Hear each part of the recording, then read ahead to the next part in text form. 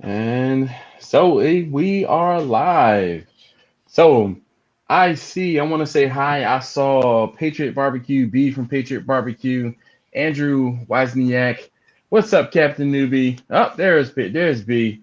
All right. So when I was in Texas, you guys saw I was in Texas, and I can't tell, so I'm using StreamYard. Can somebody, all right, we got Jimmy in the chat. Can somebody tell me how many people are? Oh, never mind. I see the number. We got 4 folks in the live stream. If you haven't already, please give me a thumbs up. And I see the shadow, the Jamie shadow behind you. So, but I'm still representing. So all of the clothes that I had, they all smell like smoke, like crazily smell like smoke. I took a shower when I got off the plane yesterday, and I still smelled like smoke. So I don't know what it is like that cooking that whole time for multiple days. I still smelled like smoke when I got home. But this is the only thing that I did not wash out of all of my clothes. And that was because I figured I would wear it tonight on the live stream and then it'll get washed tomorrow. But so for those of you guys who are here, in case you do not know, this is Marcus, one half of Crimson Creek Smokehouse. And Jamie's in the background dropping stuff and breaking stuff. So, all right. So let's see. We have Jimmy on the live stream. I'm showing 9 or 10 folks. If you haven't already, please hit that thumbs up button for me. And I figured since you guys saw Marcus on a few of the videos last week, and I had the best intentions, Marcus, didn't I? Yes. We're trying to get the videos every single day, and then it was like, all right, we run our errands. Okay, we're running our errands. Okay, Drinking. we got work to do. Well, not only drinking, but we got work to do. We got work to do, and it was kind of like I didn't take much video at all. There was one point where Wayne, how you doing? What's up? So taste lesson number 2 says hello, Mr. Marcus. Hello. Captain Newbie's cracking up, but so we just like put my head down to the grind and that was it. It was no more pulling out the camera trying to take pictures or anything like that. It was we were in work mode. How many days did we cook, Marcus? 4 days. Pretty much. We cooked Thursday into Friday, Friday into Saturday, and then Sunday morning. Yeah. Yeah. All right. So I see Blind Man Cooking. Andrew Wozniak says, "Hey, have you ever cooked the whole hog? Have you ever cooked the whole hog, Marcus?" Yeah, I have a couple times. All right. It's basically pulled pork and a head. Yeah. Okay. The ribs don't get cooked any differently, or you just cook it like Nah, pulled pork the entire times. pretty Uh, much the ribs just come. You just pull the ribs out. all right. So I was trying to keep dry, but since I was sent home with this bottle here, I decided that I had to pull it out and mix it with some of this, just like old times. And I don't have any diet or Coke Zero, so I'm getting full sugar, and I need to go to the endocrinologist in the morning. Yep, best decisions ever. All right, so let's see. Marcus says hello, everyone. Marcus needs to come out east so we can corrupt them too with the cooking whole hogs. All right, so I'm gonna try to do my best, guys, in keeping up with the comments. But please feel free to ask questions about what I was down there for, how it worked out. Please, Bumpy said, "What up, gentlemen?" Please feel free to ask us questions. So I started out the videos last week and towards the end of last week rather about me flying into Austin, me getting to Austin, me hanging out with Marcus, and my manager, my buddy I was telling you about, Marcus Gerald. He was he's like, dude, what the hell are you drinking? He said that face. Oh, Malort, Malort. I just has anyone else, by show of hands, has anyone else in the comments ever tasted or had Malort? And we have to be patient because there's a bit of a delay in the comments and what we're broadcasting on YouTube. So we just kind of have to be patient with the comments.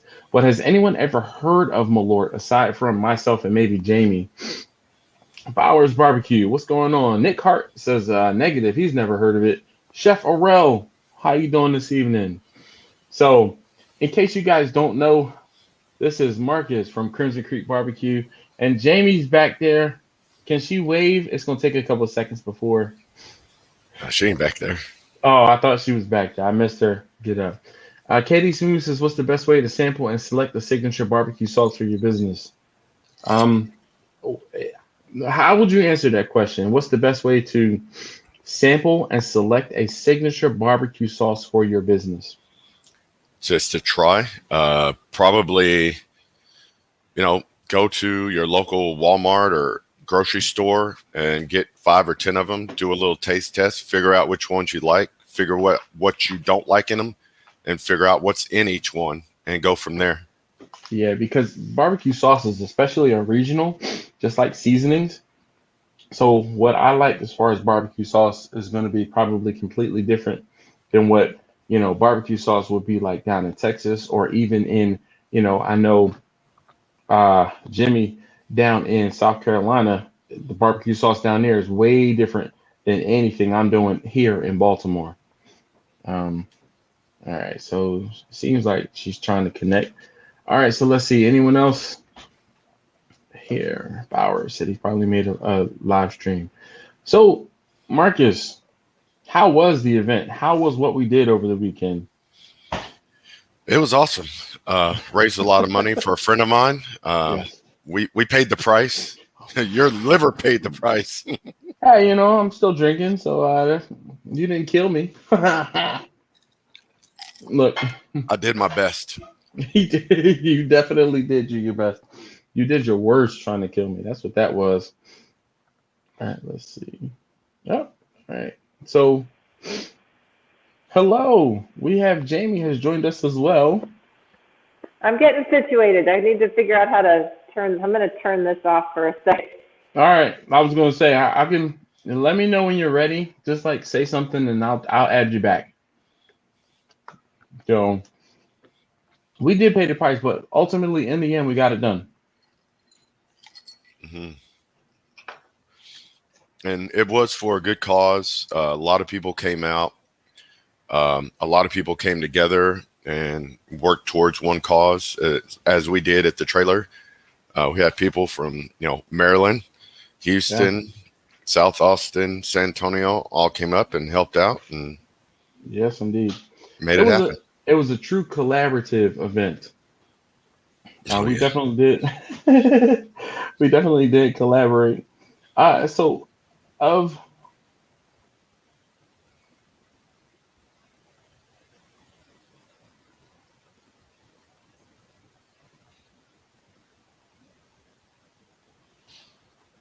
all right, you still there?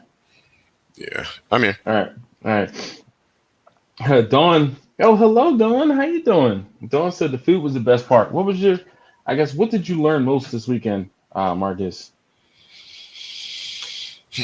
There are limitations. That is a big lesson to learn. Jamie's back. Can you hear us, Jamie? Hi. So Jamie, I can hear. Can you hear me? Yes, we can. So Jamie, I guess I'll ask you the same question. What did you learn most this weekend from this event, from doing this event? Marcus said he learned that there are limitations. Anything is possible if you have help.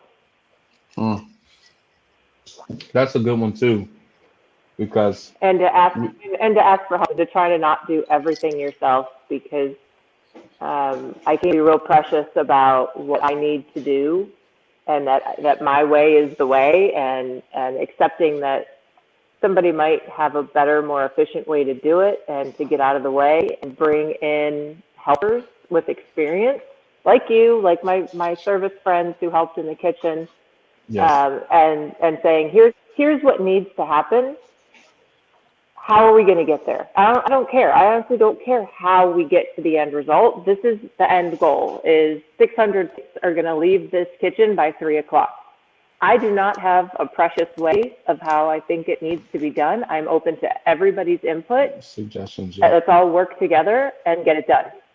And So one of having the great things that I people. can, it helped out a lot. So one of the things I can say, I was with Marcus at the trailer and the smokehouse, the smoke pit, or the pit, and Jamie was on the other side of the event.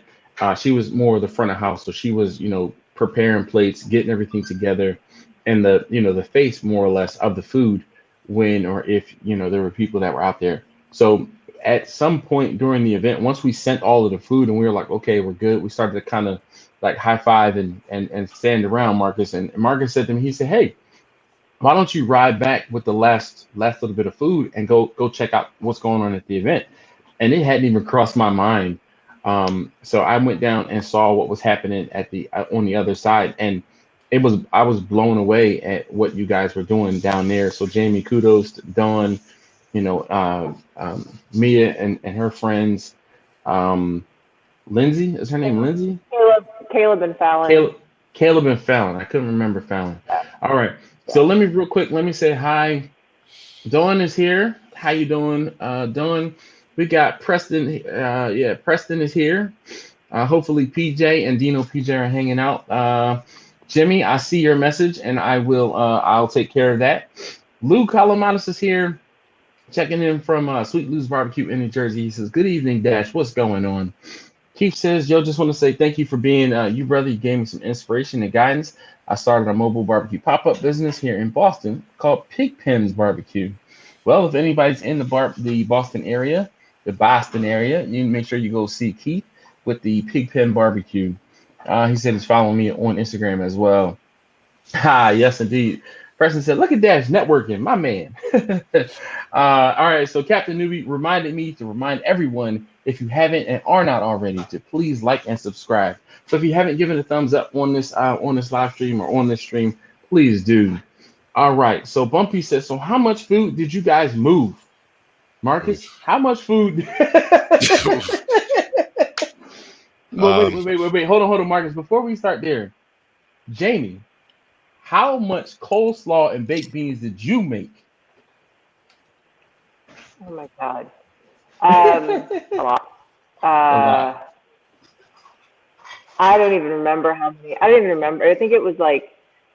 So there were three. 5 pounds, and we made 10 bags. There were 3 cases of coleslaw and 4 bags in each case, and each bag I think it was either 3 or 5 pounds of coleslaw. I have 2 bags left in my refrigerator here to throw out. Everything else gone. So however many pounds that is, you do the math. And beans, well, we did 600 portions. So we did 600 6-ounce cups. Oh, okay. But you didn't fill out the 6-ounce cups all the way, did you? We didn't. We left them a little short. So it was probably 600 4.5 5-ounce cups. But again, that was one of those things that I delegated to the high school volunteers and showed them kind of how to do it and said, scoop like the wind. It's amazing. You don't realize volume until the 3 of us, Dawn, Fallon, and I, it took 3 of us to put the slaw. It took an hour for 3 people to portion 600 slaw cups. Like, wow. You don't realize that would have taken me 3 hours just to portion the cups. And that's get the cups out of the bag, put the soup in the cup, put the lid on the cup, move it to the side, keep them stacked in a way that'll function. It took 3 people an hour. So that's 3 man hours just to scoop slaw. And that's just the size. And I can because I didn't know what went into the sides portion. So I figure, Jamie can answer that first. And I know I was standing there with Marcus and we had a heck of a time. We cooked 300 pounds. That was almost like 350, 100 pounds raw of pork shoulder. We did 60 racks of St. Louis spares. How many packs of sausage did we do? 33. 33 packs of sausage. Mm-hmm. 33 it was 33 packs or 33 sausage links? 33 packs, and there's 5 pounds in each bag. All right.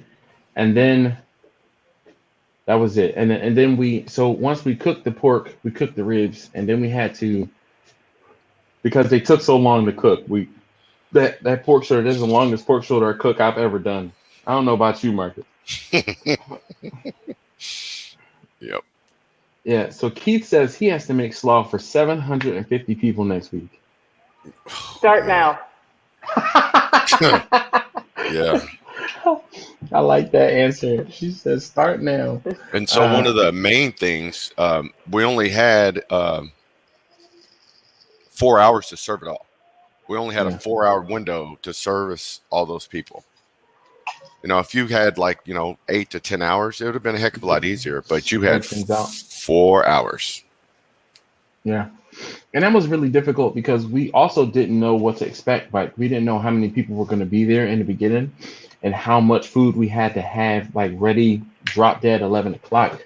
But from the messages we were getting and from the data, the intel, basically, we were getting as we were taking folks or we were taking the food down to where we needed, we were seeing plenty of people driving in and being there. So it was like we kind of had to get stuff ready and send food a little earlier than expected and make sure it was all ready to go. But it worked out and it definitely came together and man, we all worked together and put our heads down and I look, I was happy to be a part of it. That's all I got to say. So you were a huge help. Don't sell yourself short. You were more than just a part of it. Look, Marcus was joking about I my don't know work what was ethic. going on. I don't know what was going on up there at the pit, but we got it done. Sure. We got it done, and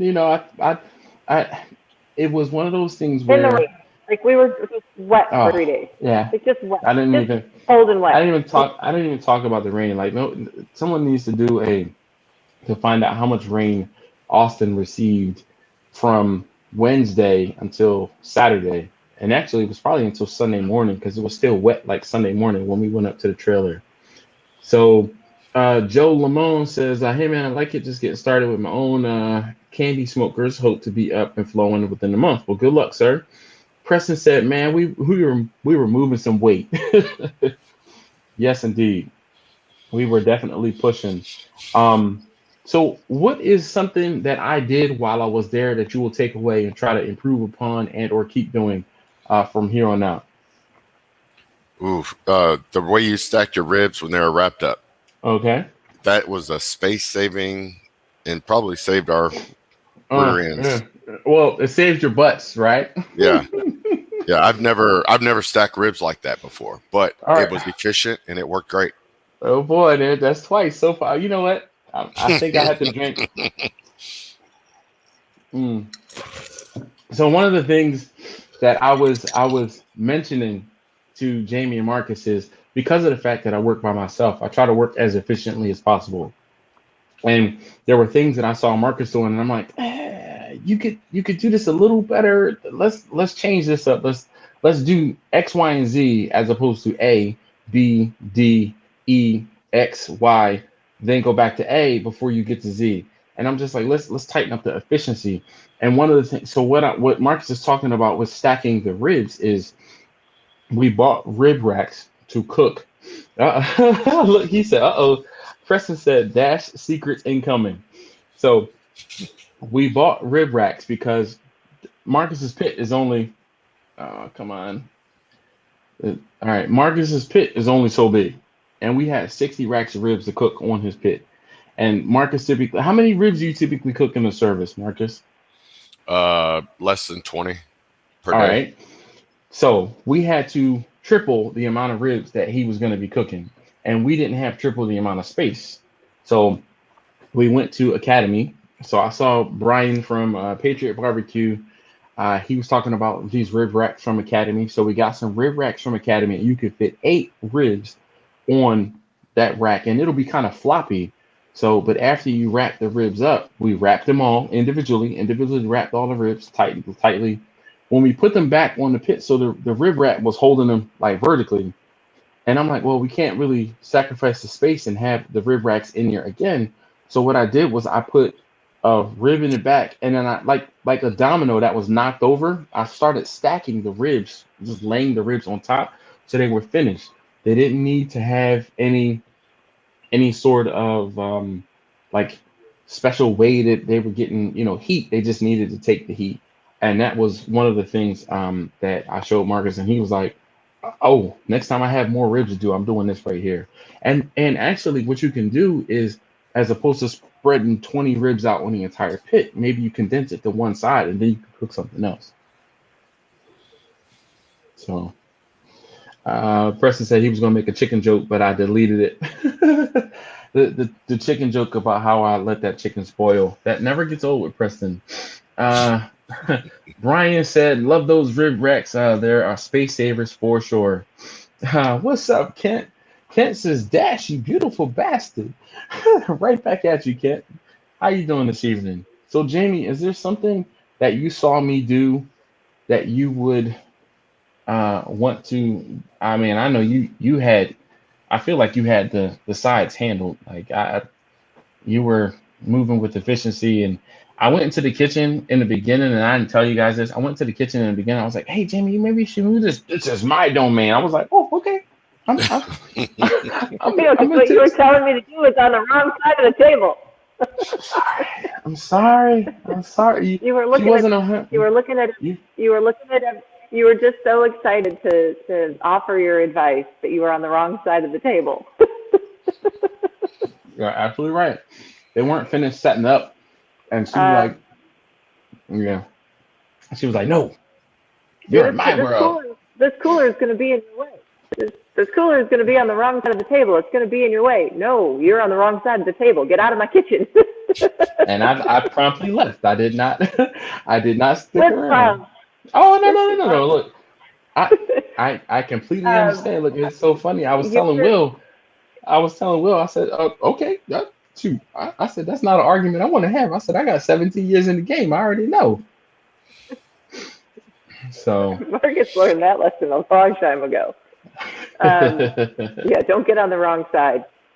Pro tip. Learning.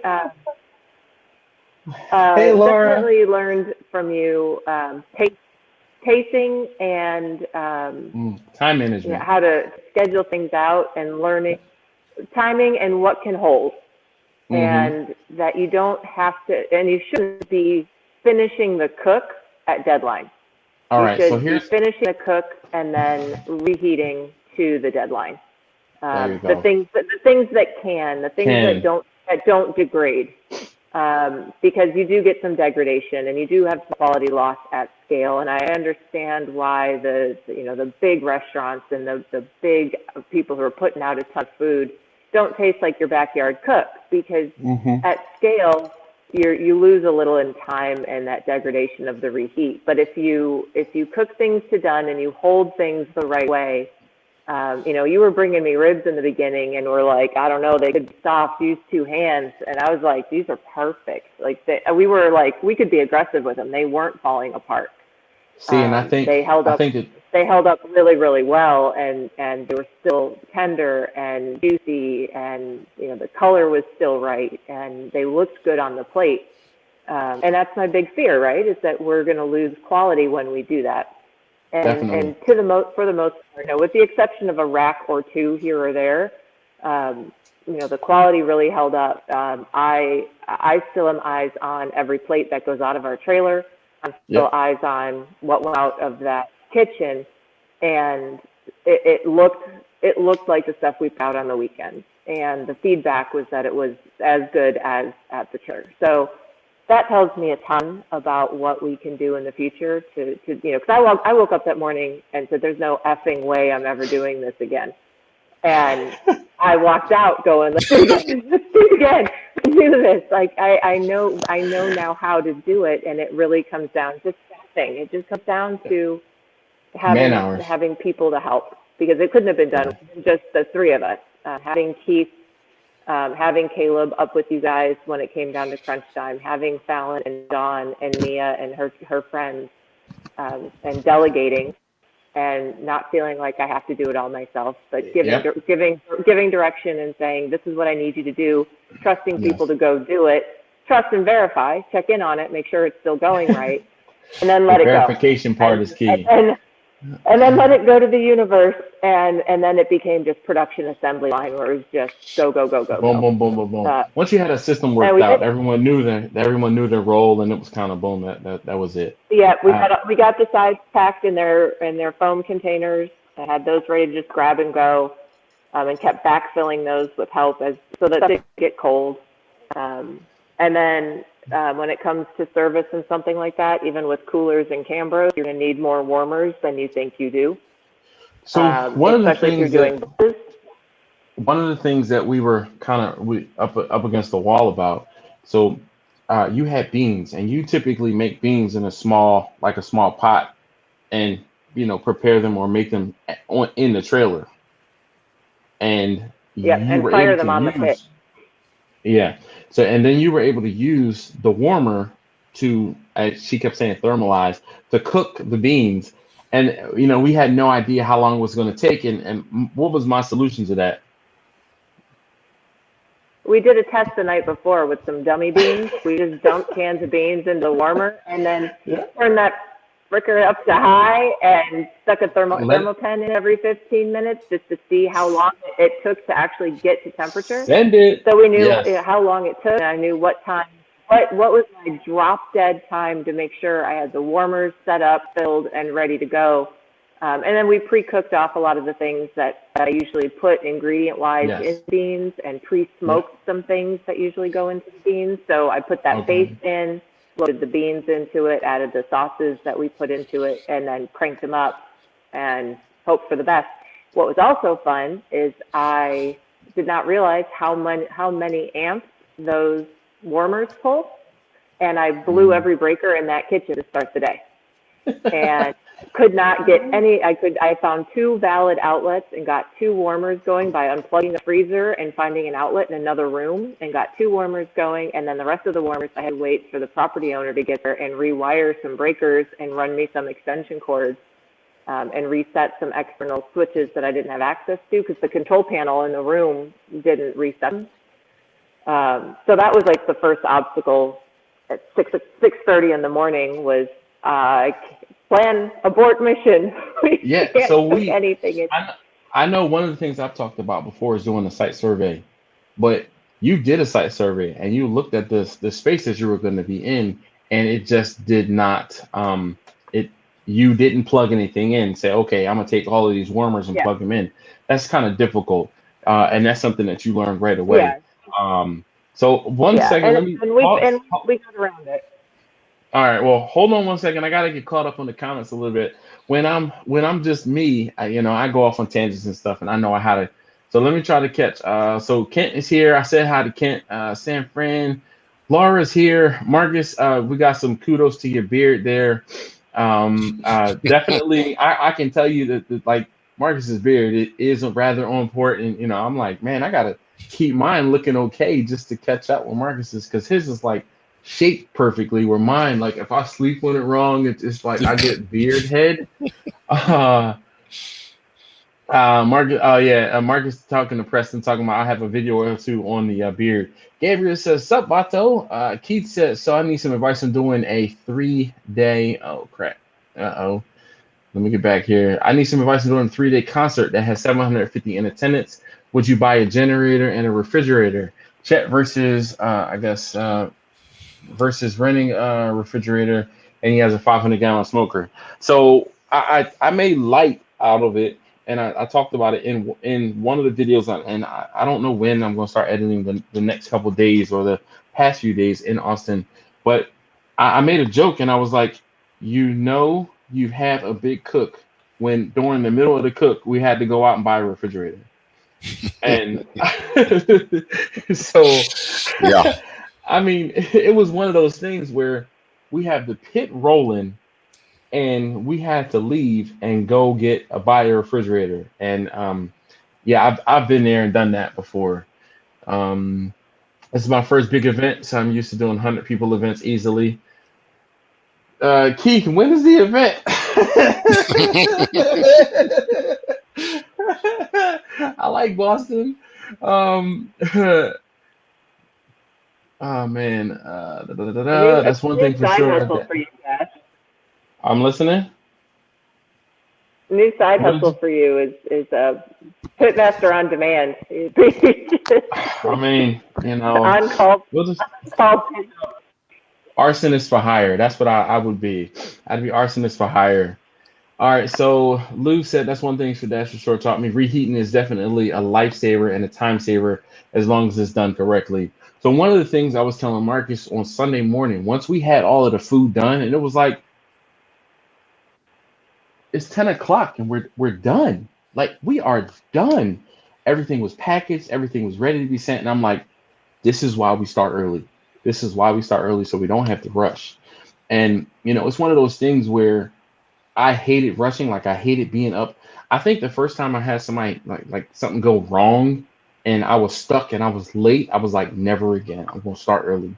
So Bumpy said, did the ribs take long like the pork shoulders? The ribs took a while. The pork shoulders did not take as long. The pork shoulder, it was Marcus's first time doing. He did boneless pork shoulders, and I mean, was there anything different about those boneless pork shoulders, Marcus? I like that you could actually get some seasoning on the inside and just on the outside. So when you Yep. pull them, you don't have to resprinkle anyway. Yeah. Well, you don't, and definitely don't have to sprinkle as much because there's already some seasoning in there. All right. Let's see. Oh man, we're at 9:30. All right. So let's see. Grumpus says, "Hey Brian, Grumpus, how you doing this evening?" And make sure I'm caught up on the chat here. I think. Oh, Marcus. Laura said, "Marcus loved the truck." She said, "It is awesome." So, well, yes.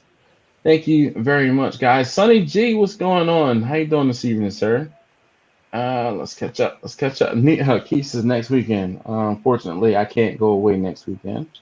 Next weekend is Mother's Day, or maybe the weekend after that. B This is weekend here. is Mother's Day, Josh. I don't know if he's talking about this one or the following weekend. Barry Hill said, I like the Texas. So, Taylor from Berry Hill Barbecue said, I like the Texas visit series. They're not done. The videos got a little more sporadic, but I did still film some extra stuff. So I'm hoping that you guys will see that. I doubt I'll probably do anything this week or towards the end of this week, just because I was flying and all that other stuff. But look for some videos next week. I probably won't put them up over the weekend because when I put videos up over the weekend, they do horribly. But I would like for you guys in the comments. There's just shows 25 of you guys here. If you guys have any questions about the event, I mean, while we have we have our guests, we have Jamie here and we have Marcus here, both from Crimson Creek Barbecue. If you could, I would love to answer. I mean, I want to put them on the spot and answer some questions. So if you guys could, ask some questions and I will wait for some questions. Um, all right, Sonny says he's doing good. I'm doing fine, Sonny. So, Marcus, remember I was showing you pictures of that trailer being built? Yes. That's Sonny. That's Sonny's trailer that was being built. Okay. So, I mean, yeah, that was Sonny's trailer. So actually, you know what? Sonny, Marcus asked me. He's like, "What is he planning on doing with it?" And I didn't know the answer to that question, but I said I think he's just cooking for himself. But if you can tell me, Sonny, what are you going to be doing with it? Jimmy said I may spend my vacation, just go to the gas station. So Jimmy, I need to talk to you because I just booked a trip down to South Carolina, down to Myrtle Beach. So we should be in touch. We will be in touch. All right. So Preston said, what was the biggest hurdle for each one of y'all? So Marcus, I'm gonna ask you first. What was the biggest hurdle? Actually working with somebody. Mm. I wouldn't say it was a hurdle, but it was different. Oh, I know. And then the rain definitely didn't help. Yeah. So one of the things that I was telling Marcus, and it was one of those things where we would cook or we would do something, and then I would kind of be like, "Hey, did you notice I did this?" Or "Hey, did you notice this happened?" There was a point where, so I didn't talk about this very much in the video, But I worked every day from 5 a.m. local time to 10 a.m. local time.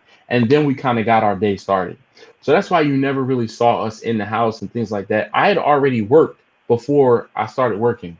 And then when we started to actually get things done, I kind of stood back for a minute and I watched what Marcus was doing and I tried to help him. And like it was one of those, I know what he's about to do, or I know what he's gonna need to do. So I'm gonna anticipate his movements, I'm gonna anticipate what he needs and try to help him out.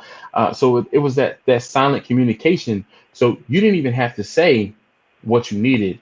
There were just times where I was right there with filling up the seasoning jug or putting another pack of pork shoulder on the table for you to open it up so you didn't have to move from your spot. It was like sometimes you need to be in one spot. You need to be, you need to be doing the action pack thing. And then your helper is just doing that. They're helping you. They're doing the running around.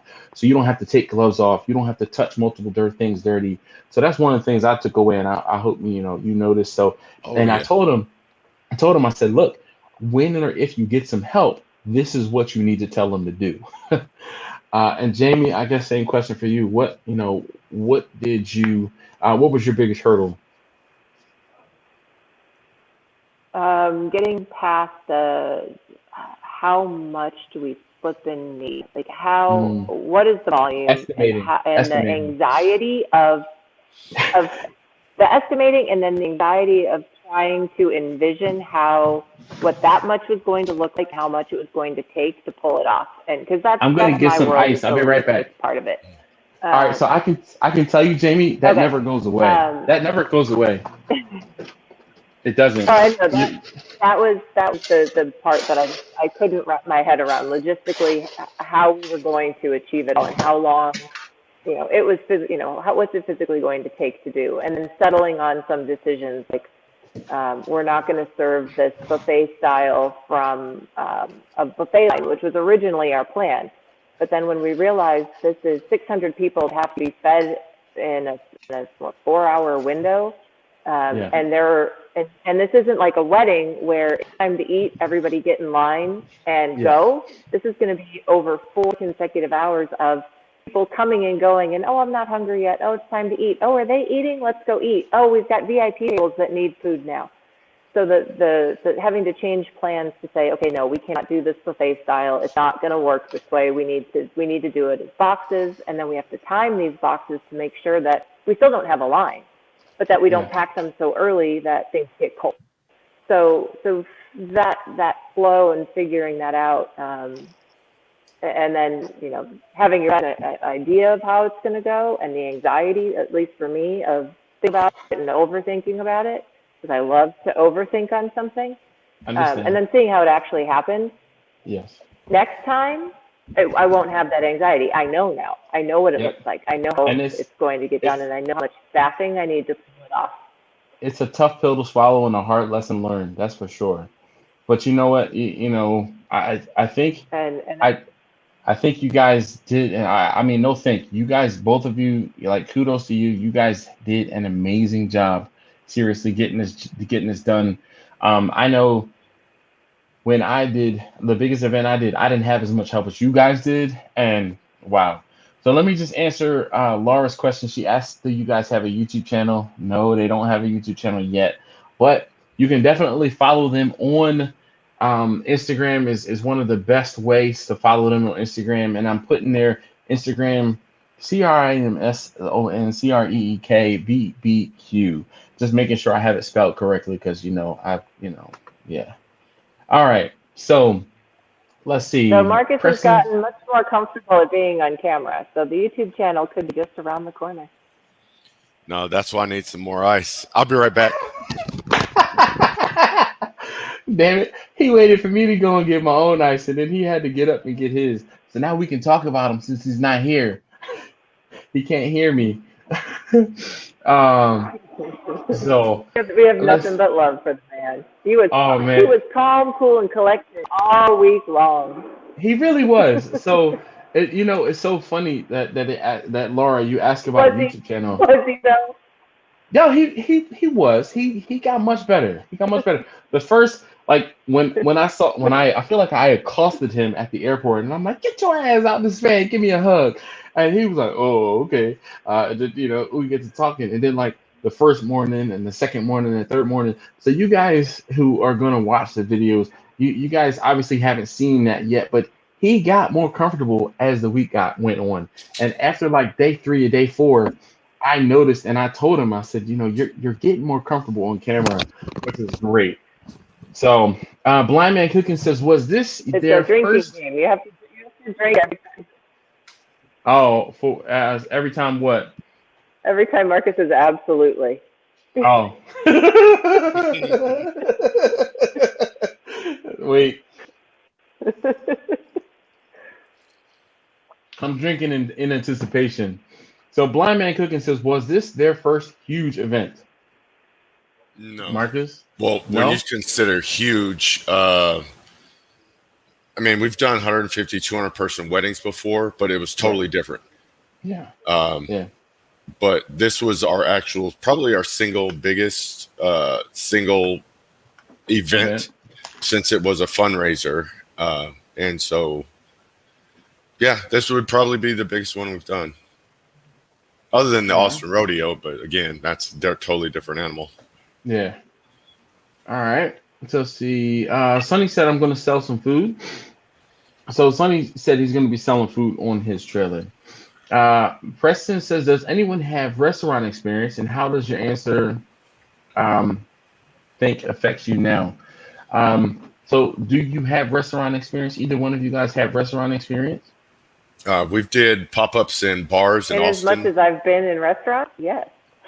I've never had any working restaurant experience myself. Mm, Yeah, but we did pop-ups in bars in North Austin.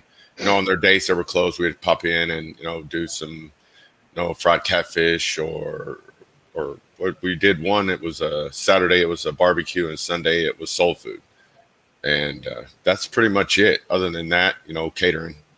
All right, so Grumpus asks a good question. He said, you said the cook took a long time. Was it difficult keeping the fire temps up to offset the amount of cold meat? So, Marcus, what do you think I won't say problem was? What do you think the difficulty we had was? Number one, it was the amount of meat, and number two, it was pouring rain. So, And I mean, when I say pouring rain, it was pouring rain. Grumpus is in Texas, so he knows what the rain was doing, or what was happening as far as the rain. But they told me I was the drought breaker because it was a 50-year rain record in Austin. It rained for like 4 days straight. And I mean, I'm gonna say I'm used to the rain, but you guys know majority of my cookers are inside my garage or on the side of my house, and I don't have to worry about getting very wet. I got very wet while cooking on the pit because the firebox for the one pit is in between where the shoe trailers are. One of the pits is in where it was raining, and the other one is inside, but it was on a screen porch, so I was getting rained on sideways. So I got plenty wet. Definitely got plenty wet. But I think those two factors, with the fact that there was a lot more meat than you would ever put on that pit at one time, and the rain, there were game changers where we cooked pork shoulder for 12 hours and it hadn't even got to like 160 degrees. And I was keeping that pit rolling. Like I was like, all right, between 275 and 300 degrees the entire time from where I had it on where I had the thermometer with the probe, and it was it wasn't doing nothing. It wasn't doing nothing. So let's see. All right, let's see. I'm gonna let you guys go. I'm not gonna hold you guys on here for very long. I know you guys have both had long days. Marcus got up this morning and he cleaned out the aftermath. So how long did it take you to clean out the trailer today, Marcus? Still not done.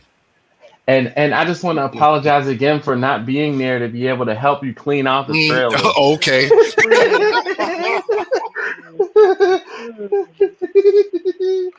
Jamie, Jamie, don't co-sign on that. Were you at the trailer helping him clean today, Jamie, or were you busy doing something? Look, see, he said, "Oh no, oh, no, that's We that's we part of all know our roles. We all know what we're yeah, good at here, and yeah, yeah. So let's see, He never Captain. has to do. He never has to do dishes at home as long as he does them at the truck. Aw, that's so I'll good. get cussed Well, out for leaving them in the sink. leaving them on the sink. But anyway, um, let's see. Captain Newbie says sometimes two people can move a ladder. Most times I'll do it myself so I don't get hurt. I don't know. Maybe I missed that part of the conversation because it was a while ago. We got Justin from Papa Bear's Kitchen. He says, "Hello, sorry I'm late, man. Don't worry about that. You're here. You're with us. You joined us. This is going to be an interesting live stream because of the fact that I'm talking with Jamie and Marcus from Crimson Creek Barbecue in Austin, Texas, and I'm kind of talking to them about some of the things, or I wanted to ask you guys to ask them questions about the things we did over, over the weekend. So yeah, let's see. San Fran said, um, Laura, so Preston said he totally identifies with Jamie's answer, and unfortunately, because of the time difference, I don't know exactly what Jamie's or which of Jamie's answers it was, but there is that. Let's see. Blah, blah, I'm sorry, I'm trying to catch up. I saw Victor. Don't laugh, man. Don't laugh. Don said we had a great flow growing. That's great. Victor says, "How do y'all margaritas set up in the blender?" Oh, wait a minute. Can we all take a moment and wish Victor a happy birthday? Today is Victor's birthday. So Happy Victor, birthday, Victor. Victor is he said he's funny because he said, for whatever reason, they celebrate my birthday every single year. It just so happens to be, like Mexico, they celebrated a little bit more than like my mother and father did. So, but Victor definitely is always full of great information about salmon and gardening. So, he's been on me about the sweet potatoes. Like he's been on me, even though I got other stuff to do, and I'm like, sweet potatoes kind of take the back burner for right now. But he's been on me. I think he's gonna keep me to it and make sure I grow some damn sweet potatoes. All right, so let's see what else here. Uh, Laura says you guys have to put up his channel. Nah, he doesn't. They don't have a channel yet. Whoa. So Preston said Marcus over here looking like Shamar's brother. He said, "I'm glad my wife is at work." Hold on, hold on. Look at Jerry's face. She about to say, "He's mine, ladies. He's mine." I wish, I wish that I could Uh, have. I wish that I could have paused that frame and dropped the thug life glasses on Jamie, but it was too late after I had started editing, and it was a long day. Um, y'all aren't helping me. That's all I have to say. yeah. So Grumpus said he forgot about the rain. Keith said, "Man, I wish you could come up here and film this next weekend, man." I don't know. We still got some time. Brayton Estrella says, "Hey, when you do decide on the YouTube channel," she said, she will add it to her stalking list. So that is awesome. And you never know, Marcus. I tell you, Marcus did a great job. I was getting the hot dogs done, and I'm like, man, this is the last of it. I'm cooking these hot dogs real quick. We're gonna get these to these little kids helping. And Marcus was like, "Hey, Dash is over there doing." I'm like, "What the hell? Oh my God, Marcus got the camera out." I'm like, "Oh, hey, let me like, hey," because I was in full He on did. let's get it He done mode. he didn't hit record. He didn't. I Oh didn't. man. He didn't You couldn't hit find the video. recording. You couldn't find the video. No, he didn't hit start. Well, you know what? There you go. He tried. He tried. And that He just did. I'm telling you, He it did. goes to show you how much better Marcus had gotten with YouTube. So you never know. Maybe in a few months' time he will get more comfortable and start putting videos out on YouTube. So we shall see. Um Preston, actually not Preston. Guys, let me find it again. Justin from Papa Bear's Kitchen says, "Are the profits to be made worth the cost of a trailer or truck?"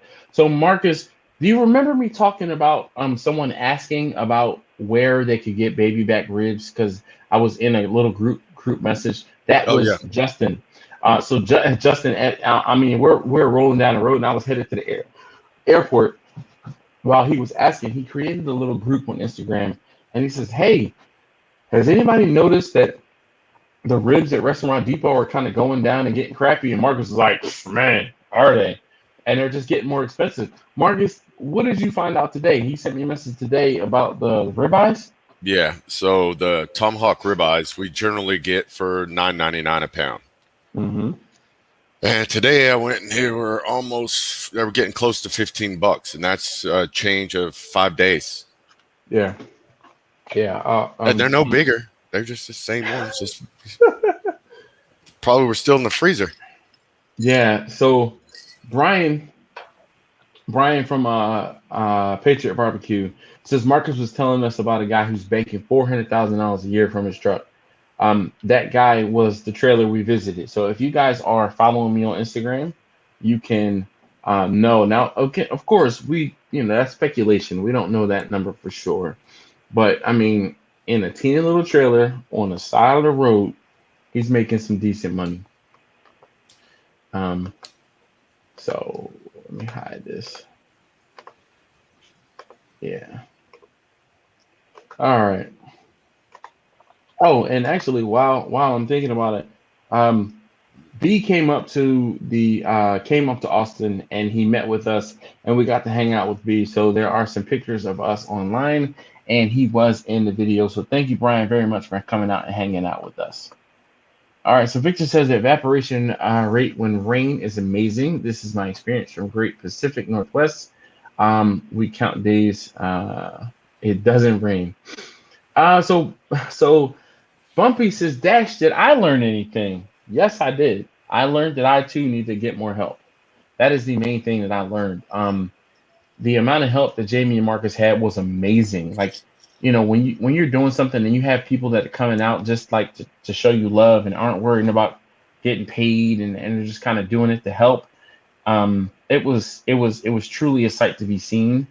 And I also learned some things about I was telling Marcus, I learned a lot about how to run a pit like he has and an offset, a huge offset smoker, because I never cooked on one of those before. So Jamie Preston said he was talking about the overthinking part, the Oh, yeah. crippling overthinking. And it is analysis paralysis. Preston is exactly what it is. When you think about it to the point where you're stopped dead in your tracks, and analysis paralysis is a huge problem. Um, so let's see. Justin has a question for you, Marcus. It's custom. It All does not. right. It does not have a brand name. No, It's very not at custom. all. It is very custom. Like, how the hell did they get that up in there? Yeah, it's the Two of our it's pits a half though inch spit. are a local Texas brand out of San Antonio from ASF Smokers, and they're actually a sponsor of our truck, so we have to say that. Oh yeah. But the vertical on the back, and we actually brought our home pit up to the truck for this cook, so we could have some extra heat. Yes, But and ASF it came in Smokers handy. makes home cooked. Yeah, they make home backyard pits here in Austin. You can buy them online. You can get them at HEB, like the HEB pluses have them outside. Hmm. If you're looking in for a home pit, we have a code that we can give you for a 15% off discount. I think it's CC15, and it's 15% off. But the vertical on the back was actually custom made for us, the upright. And they took usually their standard oven up, and they basically doubled it. And that's on a normal service day. What we cook our cooler temperature stuff, like our fish and cheeses, go on that vertical smoker. Sausage too will go on that vertical on the back. Nice, nice, nice. Definitely. So let me see. You said CC15, right? All right, ASF smokers. All right, so let's send this one. All right. So there we go. There's a coupon code for you guys who are in the. Did I spell it right? No, I did not.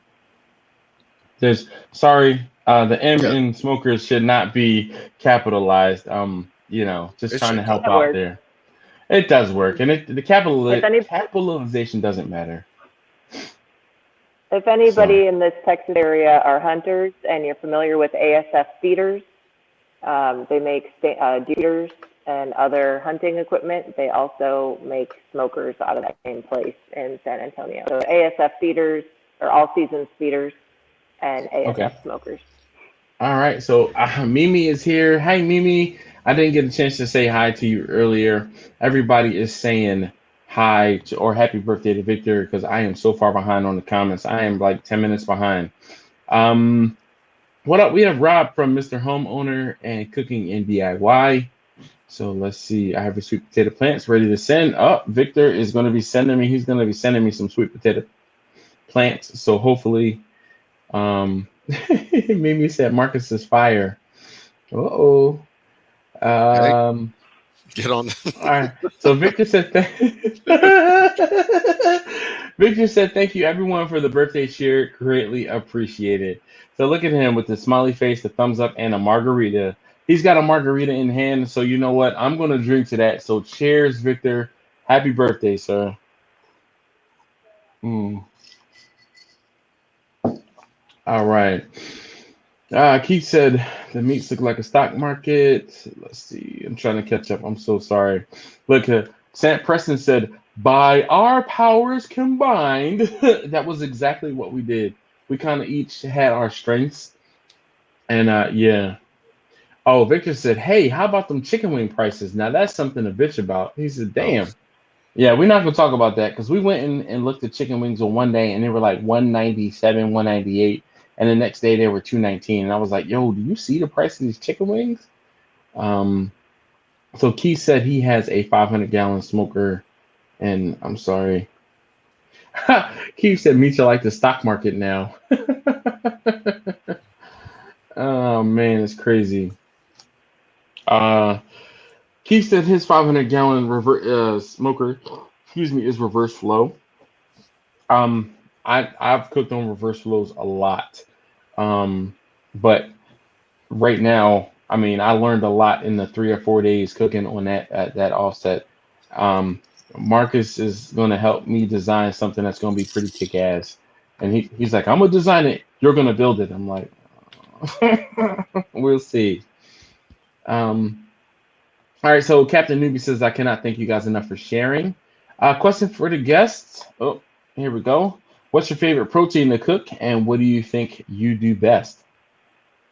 pork belly burn ends. That would probably be it. And then I'd probably roll over into a steak and then ribs. Spares, not baby backs. We do St. Louis spares. So you say spares, and you're talking about St. Louis. So I have Yes. to like Julian and he because Marcus kept talking. He was like, "Man, we're gonna get 60 spares on this cooker," and I'm like, "How?" He said, "We're gonna get 60 spares on this cooker." He was like, "No, I done it. I'll get them. One here, one here, one here, one here, one here." I'm like, "There's no way. There's no way." But he was talking about St. Louis cut spares, and I'm thinking whole spare ribs, and just that little bit of communication, like with the difference between me knowing what a spare rib is and can picture it in size versus a St. Louis spare rib or a St. Louis cut spare rib versus a baby back. So, I mean, yeah. Yeah, So Captain, we forgot that, having you around, Dash, we couldn't use our shorthand. no, no, you can't, because I'm like, wait, what? Wait, what? Like, how? There was a lot of questioning, like a lot of me questioning, like how, like, so. Unfortunately, Marcus, we ran out of space and we ran out of time, and we weren't able to cook some things. And it was like when we kind of figured out and did the math on what we were cooking, how much we were cooking, and how much room we would have, it was like we're not going to be able to include that. And it was like one of those. It really was an 11th hour executive decision, and it was like how. All right, so I'm trying to catch up. Let's see here. Does anybody else have any other questions before we let Jamie and Marcus go? It is getting late there, and I know they both had long days today. Um, so just quickly, does anybody have anything to ask them? And I will catch up to the end of the comments. So Dawn says Marcus's burnt ends are the best. Dawn has some insider information. She's like, she's the ringer. She knows and she's had everything. So Dawn, it was awesome meeting you. She's an awesome person. So Yeah, if I could just say, if you need to cook for 600 people, you want Dawn on your team. If you just need to do anything, you want Dawn on your team. She is indispensable. indispensable isn't even like what is that, an adjective, adverb, descriptive, noun? I mean, like what is the better word than indispensable? I So call her the come human. on, I call her the human. She's the human Swiss Army knife. Army knife. I've seen it. I She like. can do it. She can literally do everything, and has an amazing way of. Not, if she doesn't know how to do something, she's gonna go figure it out, and you're gonna think she just knew how to do it all along. She's like Betty Crocker, Martha Stewart, and Superwoman all rolled into one. I cannot admire her more than I do. And I mean, Dawn was bored and she came up and met us at the trailer while we were cooking. And Dawn was just like, well, I'll do this and I'll do that and I'll do this. And I'm like, well, okay, thanks, Dawn. And I'll do this and I'll do this and I'll do this. And wait, you guys didn't eat anything? Nah, we didn't. We're cooking right now. We're cooking. I'll be back. I'm gonna go to the HEB real quick and I'm gonna bring back Dawn brought back a veggie tray. She brought back some chips and some hummus. It was like I didn't even know I wanted to eat vegetables, but you know what? After eating beef straight for 3 days, I was like, you know what? I'm eating the damn vegetables and enjoyed it. So, Dawn, I didn't get a chance to say thank you for the veggie tray.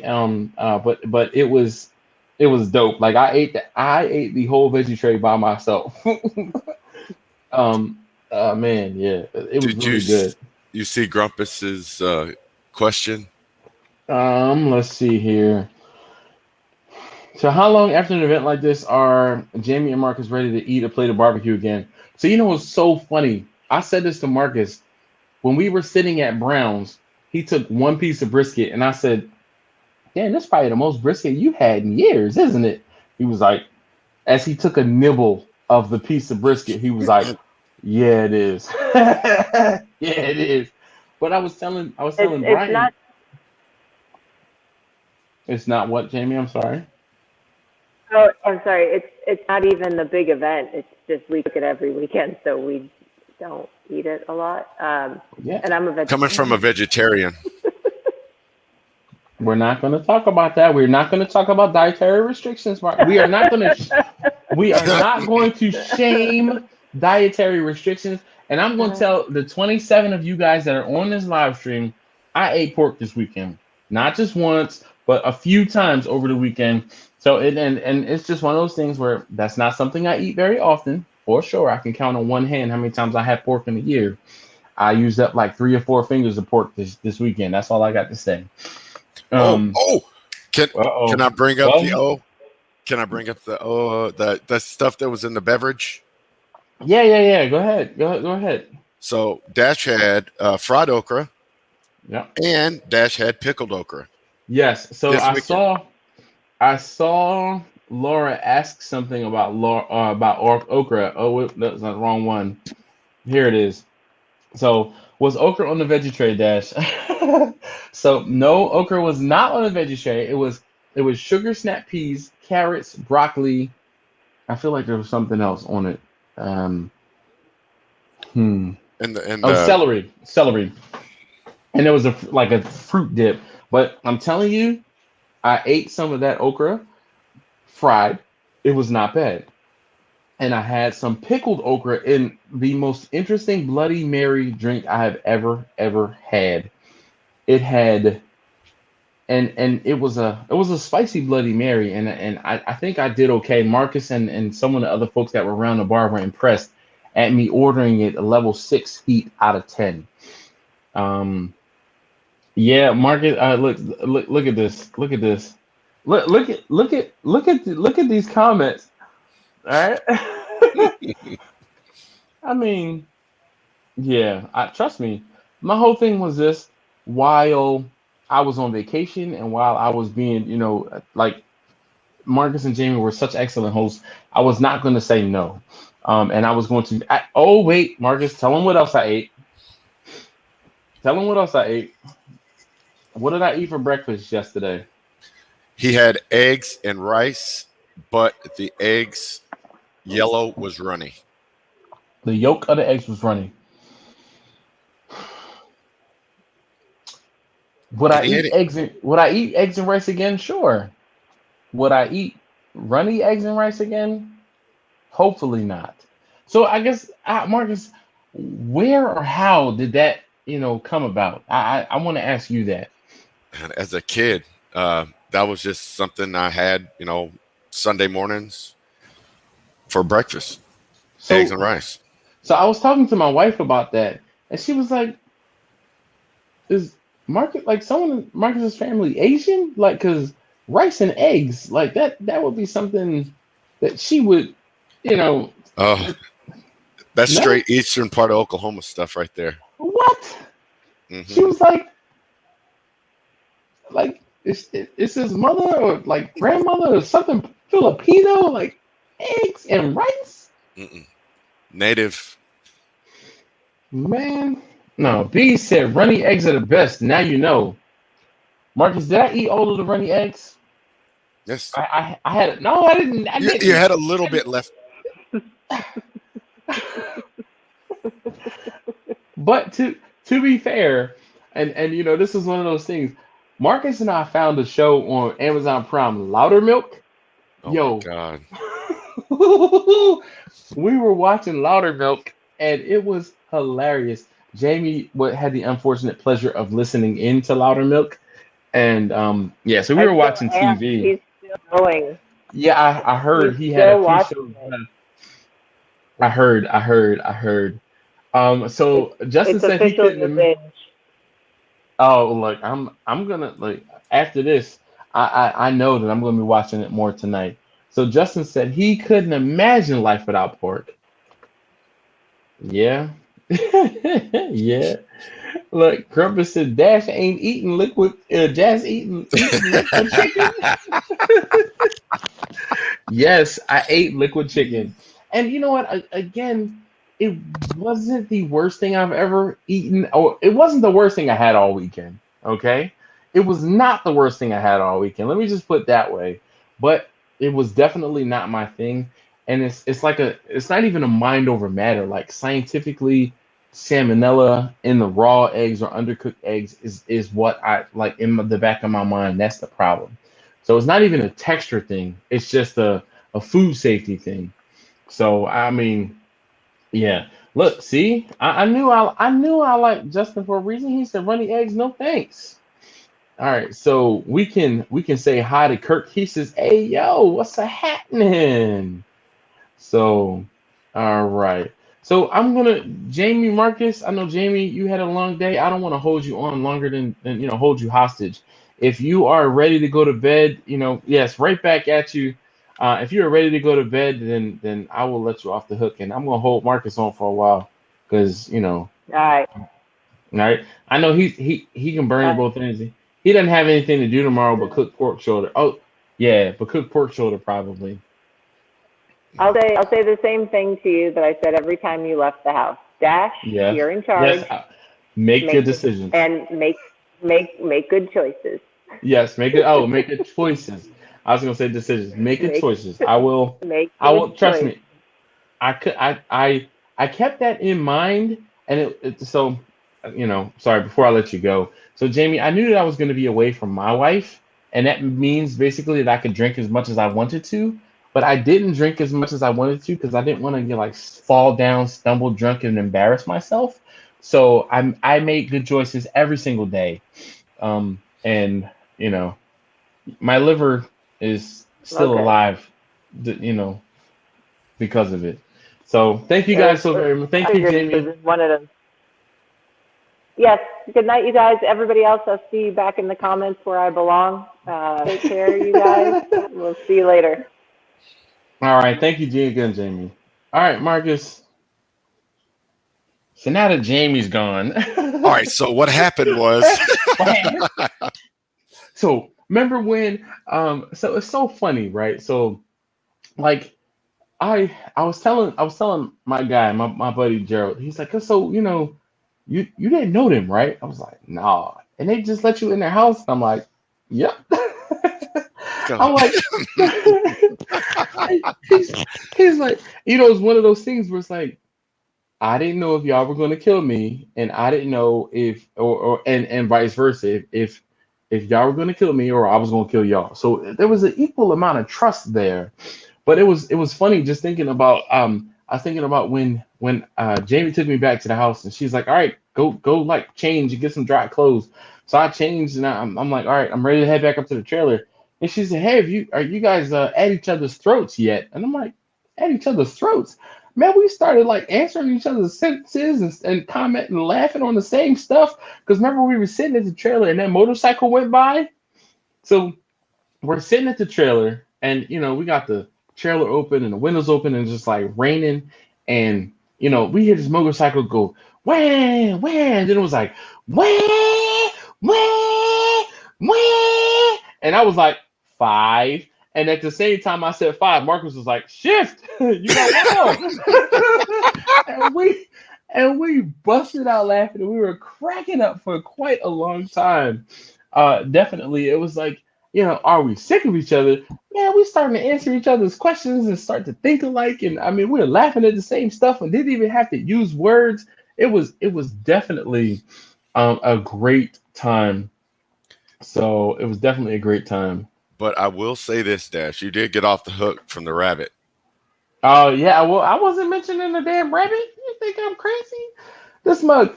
So Marcus has been telling me that he was gonna. Mimi says, Jamie and Marcus, thank you for joining us. Well, thank you. Mimi thinks you're hot, so we're not gonna bring that up though, because that's why we waited till Jamie left. She's still here. Oh well.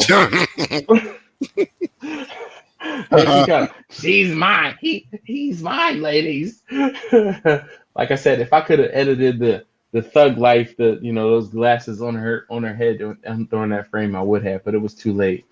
Oh, Jamie said I can still hear you. Oops. It was a bromance. I'm telling you, Marcus was like a big brother. I don't even have any big brothers, and he was like a big brother. He's like a cousin, like a long lost cousin I haven't seen in a long time. Jamie's like, seriously? It's a joke, Jamie. It's a joke. It's a joke. I couldn't help it. It was a joke. Um Look, Laura says, Dash, she's under your bed. She's gonna come and get me. No, I mean, don't. I'm not calling him old. Like, I mean, Marcus is somebody I can look up to because he's further along in his barbecue journey than I am. I mean, I may have cooked more food, because I was selling it out of the trunk of the car, but he is further along than I am. Yeah. Um, Preston says Jamie knows she's got a good dude. I can definitely vouch for that. Marcus is definitely a good dude. Like, no. I mean, as much laughing and joking and BSing as we did, I can no cap, as the kids say. Marcus is definitely genuinely a good dude. And I mean, look, we had some stuff go down, and it's one of those things where if I needed to be like, hey, yo, Marcus, I'm gonna hit you up and call you. I know Marcus would be like, say less, I'm on my way. And same thing. I did the same thing for him. I'm like, oh, we're hanging out, and I noticed something, and I was like, well, let me just move where I'm sitting so I can kind of, be point on this situation. And it was just we were out and about, and it was just one of those things where sometimes the unwritten, the unsaid things, sometimes you can just read the room and you do what you have to do. You make moves, right, Marcus? Oh, yeah, absolutely. So, Absolutely. absolutely. Oh, there it is.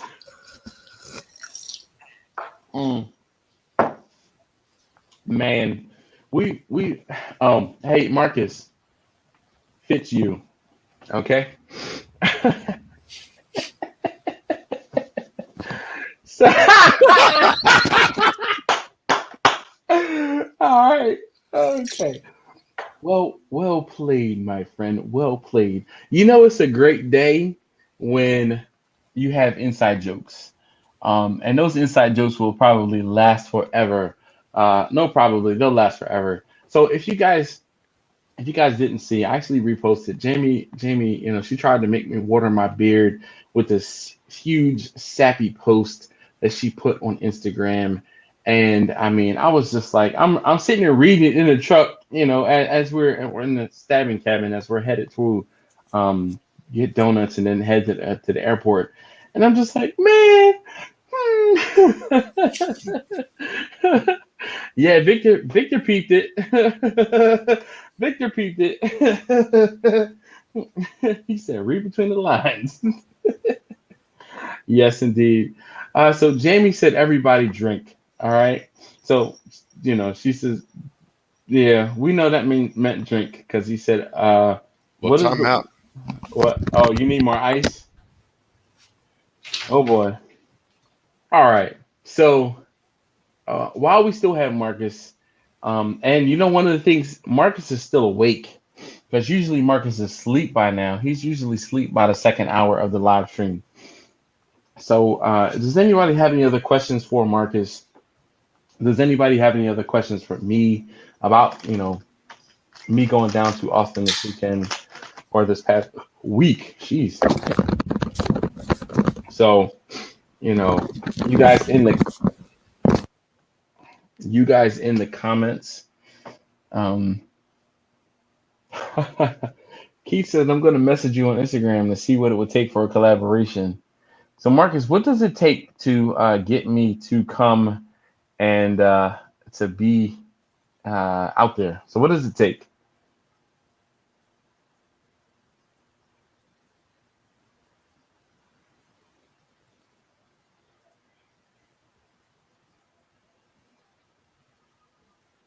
Maybe we lost Marcus. Marcus, did you? Yeah, make sure you're still plugged in audio. He can't hear me. Jamie, you might have to yell at him to plug the audio in. I can't hear you. I can't hear you, Marcus. All What? right, there we go. Oh, all right. He turned the mic off. He turned the headphones off. So, um, let's Yeah. see. So, Keith said, uh, "What would it take for a collaboration? What would it take for me to get me to come up to Boston?" Ooh, all right. So you're going to need 2 handles of wild turkey, two 12 packs of Coke Diet Zero. Coke. Oh, Oh, Coke Coke Zero. Zero. Yeah, I prefer Coke Zero over Diet Coke. Some sugar-free Monster in the white can Or the blue one. or the blue one. A nice excluded private room and bathroom. Yeah, well, that too. And a chauffeur. Oh yeah, he was my chauffeur. I did thank him for chauffeuring me around for the week. Um, so Kirk says, "Do you do barbecue full time?" For the most part, this is my full-time job now. This is all I do. If we're not catering Monday, Tuesday, Wednesday, we're open Thursday and Friday, and we do, a Gulf fish and a steak, brother, or either a ribeye or T-bone on Thursday. On Fridays, we do fried catfish, fried chicken, fried shrimp, fried frog legs, kind of depending on what we can get. And then the weekends, we do barbecue. Yes. Hold on one second. All right, so I am hooking it up. Go see these guys. Okay, so go see Crimson Creek Barbecue at 12701 Nutty Brown Road in Austin, Texas. They are there on Thursdays, Fridays, Saturdays, and Sundays at this point. So, what do you have coming up this weekend? What are you guys doing up this weekend?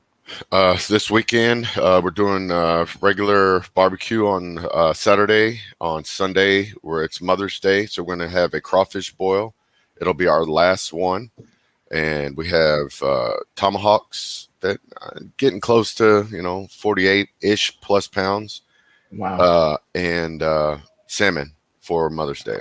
Oh, and Awesome. roses. The roses had a little collaboration with a local florist, so they're going to deliver our charcuterie boards, Okay. and we're gonna, if they come up to pick up barbecue, they can pick up their roses there. Nice. So Victor said, what was the biggest surprise that you learned, experienced, or learned down there in Texas in this trip? I learned just how much rain affects the cook. My smokers are all indoors, and Marcus's smokers, for the most part, they're are all outdoors. And he has, like you guys see, I cook in my garage for the most part, so I'm not affected as nearly as much about with the rain. But where the inlet was going into the cook chamber, um, by the smoke, it was like pulling in moisture and hot air at the same time. So it was like heating and cooling the air off at the same time. So that was something I learned a lot. Also, I won't say the hot spots, but just the difference and the variance in temperature in using a huge offset smoker. And cooking on offset smoker was a big learning experience, for me wholeheartedly. Um, Definitely was a learning experience. So Captain Newbie says, "How was the Corona Cinco de Mayo atmosphere?" Or how? Yeah, in Texas, I didn't see much, but I was gone. Like I left yesterday early, so I didn't see it very much. So Keith says he Keith says he has Knob Creek. Talk about two handles of bourbon or of wild turkey. Um, So here you go. Here's a good question from Justin.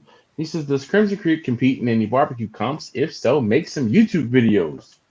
Uh, well, that's kind of how it started, is doing competitions.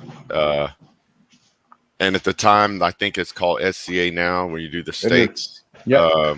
Yeah, that's how I started in Oklahoma before. And then, wherever I'd moved to or whatever, as far as school was concerned, we'd do a Okay. little competition here and there, set up a couple cinder blocks and get going. All right.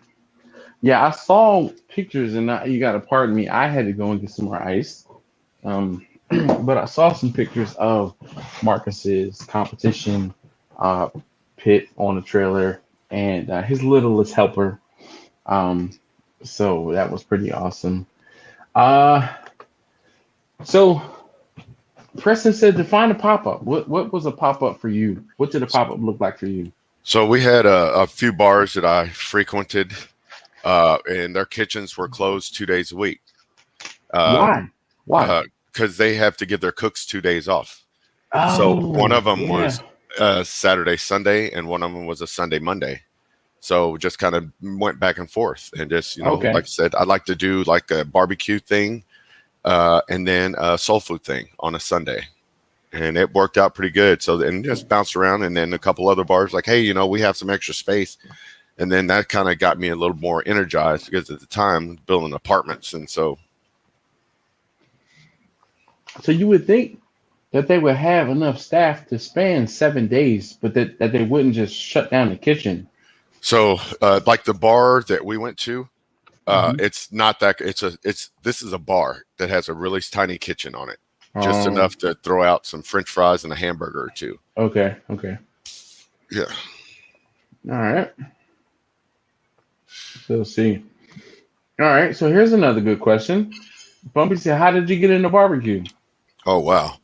Mm. Oh, as a young kid, my uncle had a barbecue place out in Pierce, Oklahoma, which is pretty much out in the country, and it was a juke joint.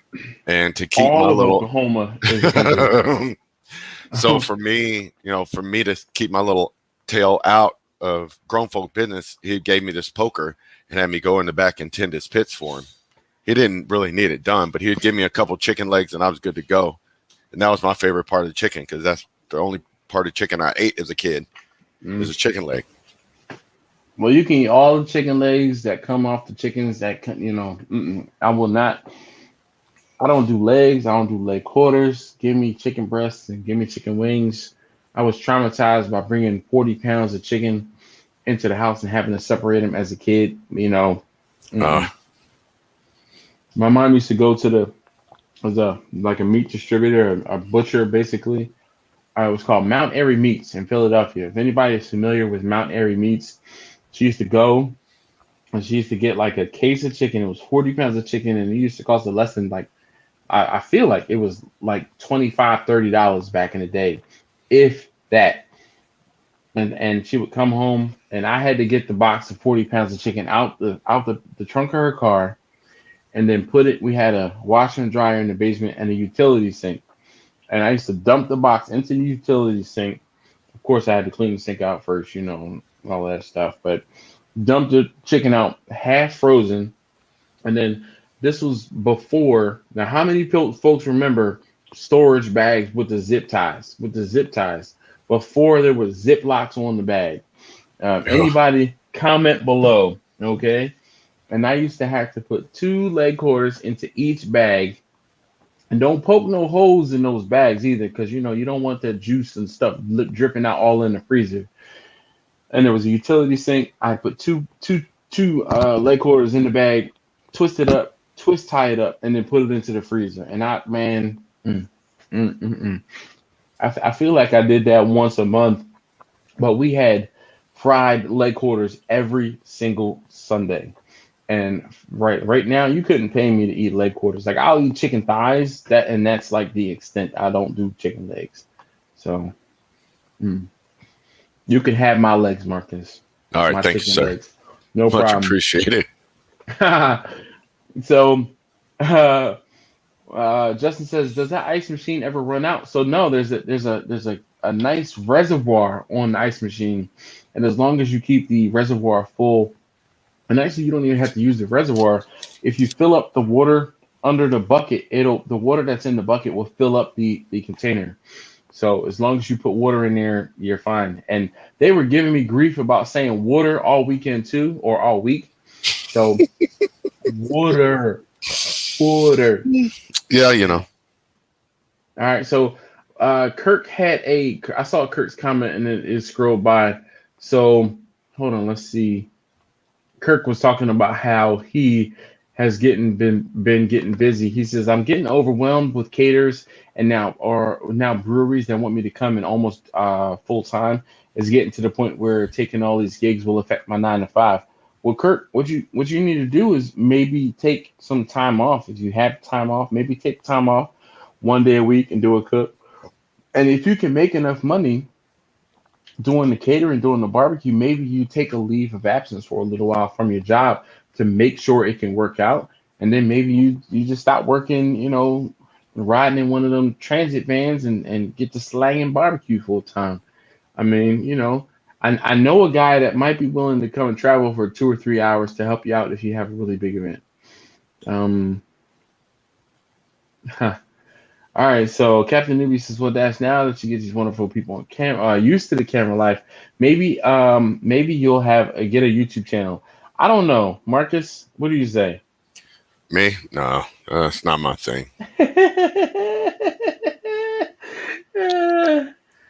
So here's a good question. He said, Preston said, "How much would you cook for a pop up?" Oh, depending on the bar that I was going to, I'm going to use Probably. one as an example. I would do, smothered catfish. And so that I would do, enough for, 15, 20 people. Okay. And I would always have access to a fryer there. And so, well, that's gone, but I've got some wings. I've got some fried wings, and those were easy to do. I always had a backup. And then I would know next time I went back, tell the people I'm going to do the same thing, and then take a little bit keep more. moving up. Yeah. So you would pretty much entice the crowd and get them wanting it, and then you would have just a little bit less than you needed, and then have something like on the back burner, like, well, I don't have any more of this, but I can give you some wings, and then you would like kind of get them to the point where they were like, "Oh, I'm here for the catfish," and then once you ran out, you're like, "All right, I know next week I need to bring some more catfish and I need to bring some more wings," and then you figured it out, right? You didn't go in there just cooking for 100 people when Oh the no, amount of regulars that were at that bar on that particular night might have been 10 or 15, just like you said. it was more about practice than anything. Oh, okay. All right. Repetition. That's where I get to try out a lot of different spices and see how it work. And hey, how do you like this one versus this one? Yeah. No, And drunk folks are honest. yeah, them and babies True. or True. little The little children, kids that can little talk, kids. that can verbalize. For sure. Um, let's see. Victor says it's interesting that some bars might not have cooks some nights. Good to know. So just like Marcus said, the kitchens are not the primary business, and that's why they have a kitchen, just to kind of say they have a kitchen and to be able to wash dishes primarily. Um, you good now? Yeah, no, it's just a little. Yeah, I'm good. Having a fit over here. I see. I All see. right. You know what? Can I say something? This is the longest I've seen Marcus sit still in one place in a very long time. Dude, I'm about to bounce out this chair. Playing with chords. Yeah, I know. It's all right, man. I'm telling you, I I understand your train of thought, man. That's it, right? I definitely I get your train of thought. All right, so let's see. I'm trying to find some more good questions. I am not super picky, Preston. It's just I had to deal with them damn leg quarters that I'm just like, nah, man. I'm good with that. Oh, so Marcus, am I super picky? You're particular. Okay, I'll take it. I'll accept that. I'll accept that. But I did not say no to very many things this weekend. But there are things that I will do and don't do, and I don't compromise. Agree or disagree? I would agree for you for the most part. All right, all right. Other than the fried okra and the pickled okra and the runny eggs over rice.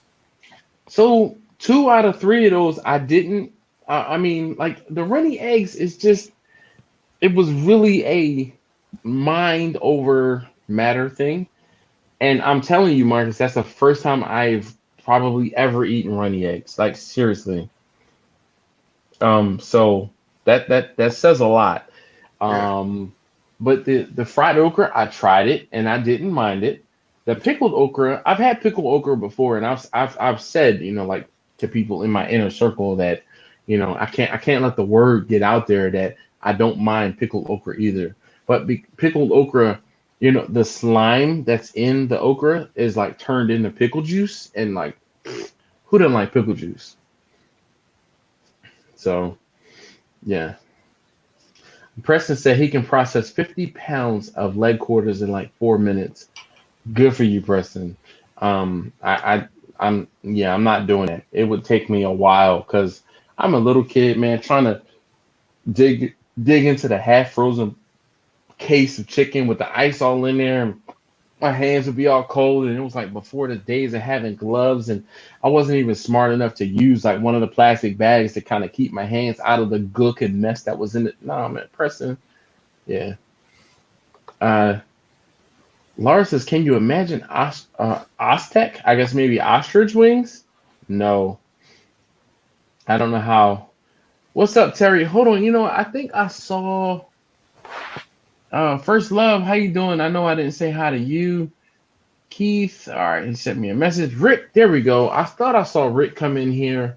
I didn't get a chance to say hi to Rick, and I apologize. I'm doing a piss poor job of getting to the comments today because I'm trying to talk to my guests, but I want to make sure that I include everybody in the conversation, and I can't thank you guys enough for being a part of that conversation. So, all right. What was the Trey Lance pick? Oh, Preston, I did not watch much of the draft. We were busy. We were busy. We saw like bits and pieces of it when we were up getting dinner and getting lunch, and that was about it. Um, that was really about it. Um, uh, Let's see if I can find another good question. All right, so Preston, here we go. Preston says, "Thank you for letting us pick your brain and benefit from your experience." All right. Thank Ex, you. ex, Nah, I mean, it. Trust me, that's exactly what I told Marcus. I told him and Jamie. I said I learned a lot from you guys too. I mean, as much as you guys learn from me, and as much as y'all benefit from me coming down and helping you guys out, I definitely, appreciated the lesson basically. And Um, one of the things also is you're coming from a completely different region of region. the country. You're Oh coming man. in, Yep. and it's like me. I could go to Austin and help somebody, and it's pretty much almost similar to the same thing. If I went up there, I'd have no idea how y'all do stuff. None. Well, you gonna learn at some point. And I'm gonna be like, all right, come on, come on. And it's just gonna be one of those things where if it's just gonna be you, or if it's just gonna be you, or it's gonna be you and Jamie, because I know y'all a package. And then it's probably gonna be like, is it gonna be you, Jamie, and your daughter, or To so? Papa, Yep. Do Papa's do better with fried food, barbecue, or a combo? So I'm gonna answer. I'm gonna take a guess and say it depends on the kitchen and the place. Because if you have the ability to fry something, then that might be advantageous because frying stuff is gonna be quick. When you do barbecue, that's gonna be one of those things where you kind of have to prepare it ahead of time and it's already done. And then, at least in my I'm gonna say experience, but that's my train of thought says you kind of have to prepare it ahead of time. But with fried food, you can have it raw and you can just cook it because it doesn't take very long to cook. yeah. Marcus, you agree, or you want to have Oh, anything to yeah. add? Or Yeah, definitely agree. all right. So Grumpus said, "What's the worst thing I ate here?" You know what I'm gonna say. It was the runny eggs for me. Husband, Yes. what's in that cup? Oh, I know. I'm What you not. said you wasn't going to do tonight? Look, I'm getting Uh-oh. beat up What right did you now. say you wasn't going to do? Look, Marcus started. No, Nine no. 911. I'm a 911. call. I'm calling. I'm done. You I'm said done. it. I'm done. I'm done. I'm done. I'm done. Trust me. I'm done. This is my second drink. I'm almost done. Don't look at me like that. Jamie, where you at? You missed Jamie. No, I miss Jamie. Yeah. Hi, Jamie. Yeah, no, you they've been missed Jamie. texting. They've been texting. Oh, my wife and your wife been texting? Had to. She came down like, No, "What's in your cup?" honey. Yeah, She she can text me though. did. What'd you say? She can text me. Oh yeah, she said she could text it. She's somewhere Yeah. So yeah, Jamie was out here earlier, but Jamie, she hit a wall, and I'm like, hey Jamie, you need to go to bed. I can see it in her face. So I really want to take, so Marcus, please thank Jamie again. And I was supposed to be giving my liver a rest, but damn it, You don't Marcus. want to put it in a shot. You got to ease it Ah, into it. See, that's medical no, stuff. no. Okay, so listen,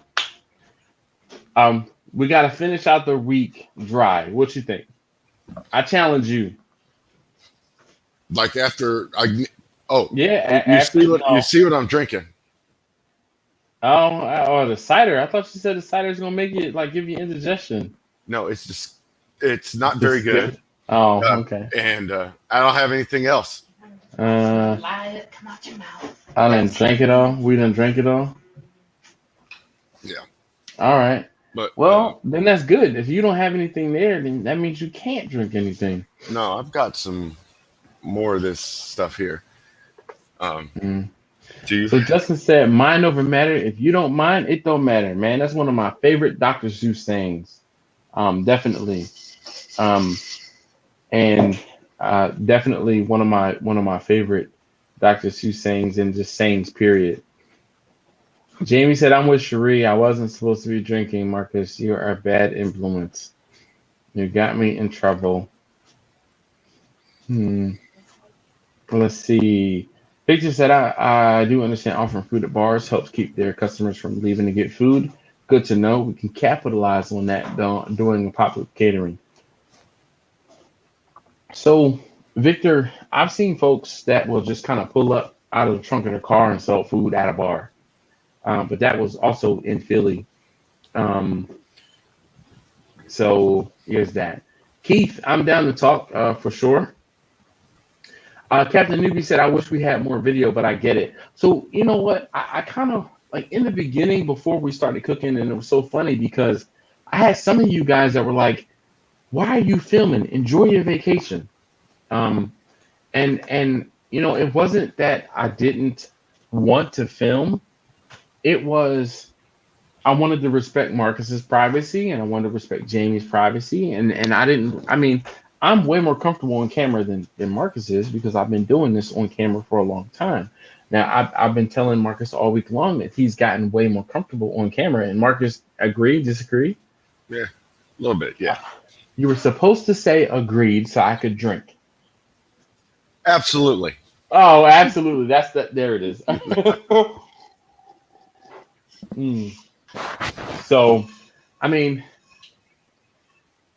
but at the end of the day, you know, there's one of us is way more comfortable on camera than the other.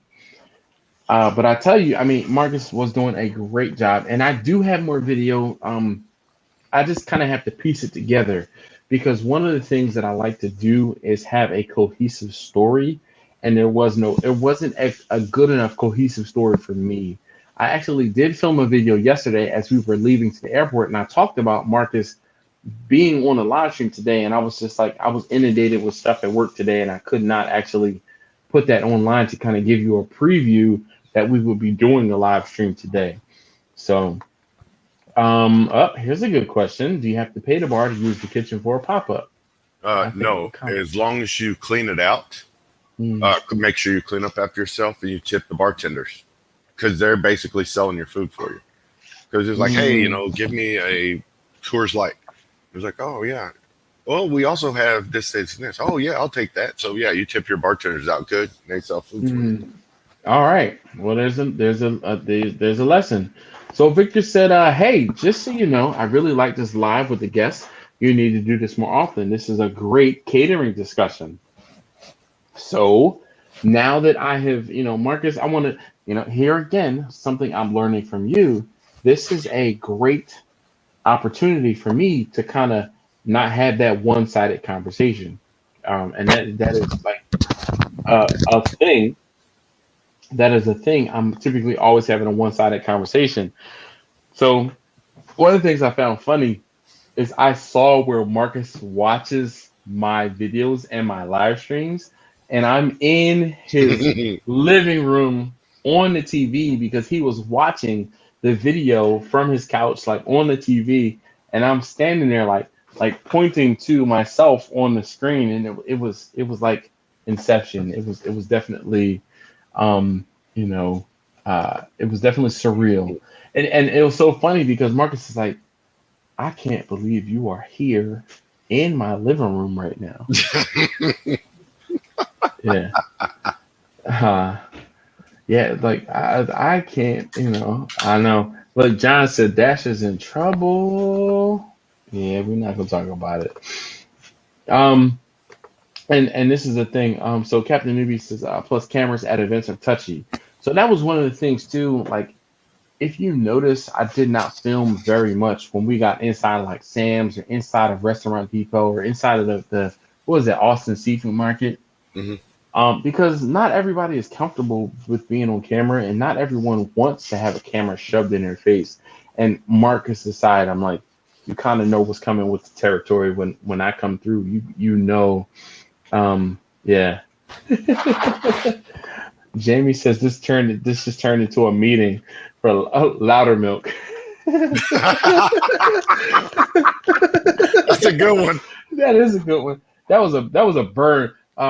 Who was it? Somebody was like sick burn. Hey, taste testing number 2. So B says it's like resting a brisket. I don't know. Maybe I missed the other part of that conversation. Psst. Can I get some more ice, please? We got taste testing number 1 is up in the kitchen, so now I don't have to get up. Thank you. I didn't hear you. No, don't pour that out. You just put the ice on top of it. What's wrong with that boy? I didn't teach him right. Question for Marcus: what made you commit to cooking for a career? COVID. COVID. Yeah. Thank COVID you. ended it in my previous job, so Yeah. sit in the So, garage and make swords. Marcus, what did you do before cooking? Previous, I was sheriff's deputy All right. and left there and went into construction.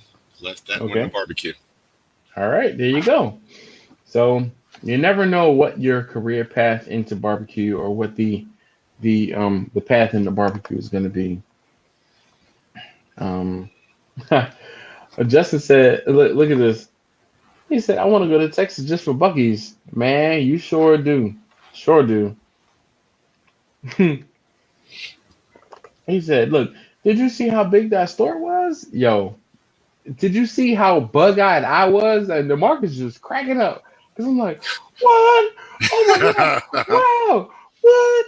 Look at this. And he's just like,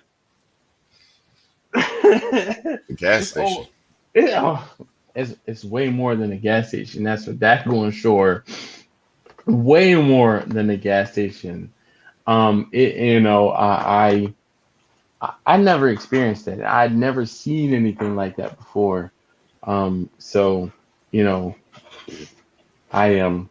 I was blown away at the 4 rows of pumps, being able to buy, being able to buy smokers and grills in the gas station, clothes in the gas station.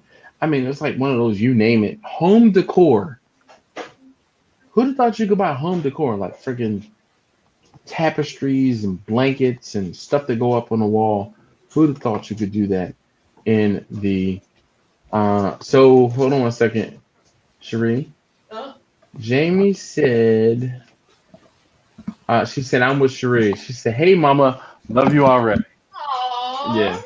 Ditto. Yeah, ditto. Oh man, I'm telling you, she was like, oh, Cherie does that? She does that? Oh, I like her already. I like her already. I'm telling you, I heard it multiple times. I like her already. Look, baby. Remember what I was telling you about Jamie's spot? She says, I'm in my spot. Yeah. Um.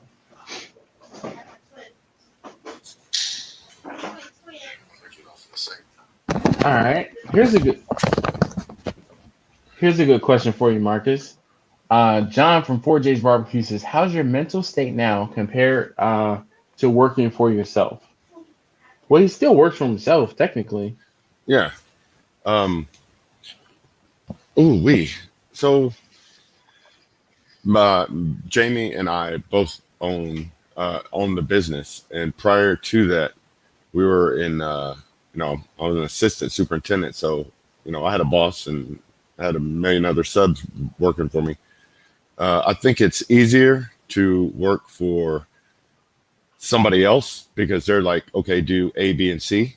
Hmm. And when you're kind of working for yourself, you're like, You you're have to be going, hey, self-driven, self-motivated. absolutely, you drink. You have to do that because there's nobody really telling you, hey, you need to get up and you need to go do this, even if you don't want to. I apologize to Marcus because I was like, man, I feel like I'm being a dick, but we got to get this done. Like, we got to start. We got to get this moving. We got to get this done.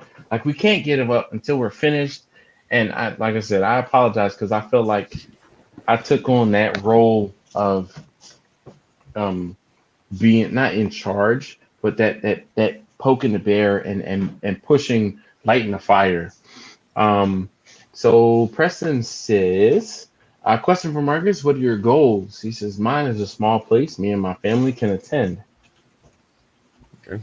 Mine is I don't ever want a brick and mortar. That's I already know. I definitely don't want that. I Hmm. would like to have another place up north, Austin, where Okay. we were, and then figure it out from there. Short term, I Yep. just want to get open. During a And pandemic is definitely not easy. so what are some of the things, and this is just me asking you a question, what are some of the things that you had to adjust with and for during the pandemic to make allowances? Now I know you're in Texas and I've seen it. Like the things are way lax in Texas compared to what I have to deal with and what I have to do in Maryland. So, what are some of the things that stand out, or what are some of the things that you have to do now? But I won't say versus X number of months ago because you started this during the height of the pandemic. So, I won't say all you know is, but um, like you don't have a frame of reference for like 6 months, a year before the pandemic to now. You have now. So how is that affected what you're doing? Well, when we first got started, and after we got the kitchen trailer, Okay. that we had a list of everything you needed, and let's just say there were 10 things on there that you had to have. All Yes. right, so we get those 10 things done, and we're ready to go. No, we're not, because Mm, now you're in the height of COVID, and you have, instead of these 10 things, you got 100 things, and now you can't mm, have a ketchup bottle. You got to have the individual containers. You get, correct. all that stuff. And where you thought you may have were like, oh man, I just need to get $10 worth of stuff. Now you got $70 worth of stuff, and that other $60 you didn't even need, a month Yep. ago. Yep. And it's like there's a whole lot more money, or excuse me, month at the end of my money, Hmm. because you have to purchase additional things to like when I was telling you having to buy individual bowls to put salads in. I didn't factor that into my original cost because my original estimate was prior to the pandemic. I didn't factor in having to put barbecue sauce in individual cups because again, my estimates were pre-pandemic, and you can't be like, hey, I need to charge you X number of $1,000 more. You kind of need to like eat some of those charges, and it's like, where can I make it up? Where can I, add in something? Where can I sell something else? And it's one of those things where it's like, all right, this I got on this one, but I'm not going. It's not going to happen the next time. I'm gonna charge a little bit extra for all of these extra things. Um, let's see. Da, da, da. I'm trying to.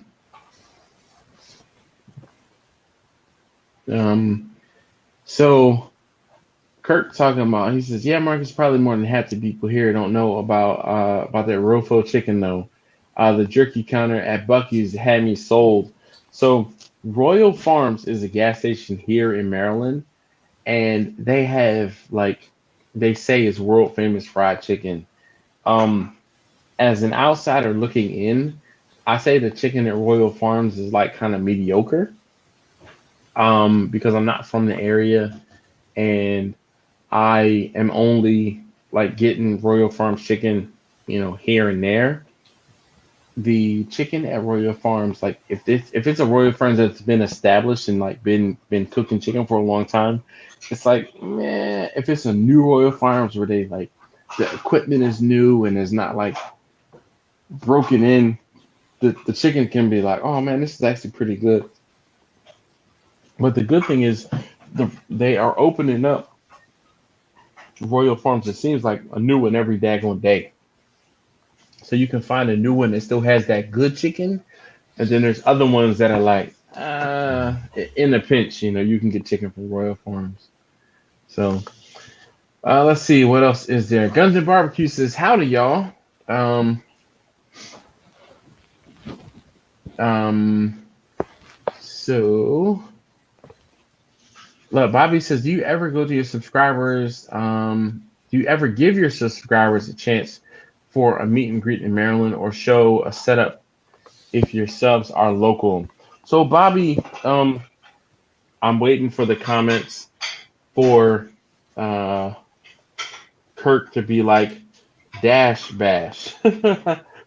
He has been talking about Dash Bash, and I'm like, I don't know how I'm going to get that together. And the COVID hit, and I was kind of like, I don't have to think about this for right now, but we will, we will have to figure something out. Yeah, we'll have to figure something out. So it is. I mean, we're well into the second hour. So Captain Newbie's talking about sends. I have not looked at sends today. What does sends do? Hold on one second, Marcus. Sends.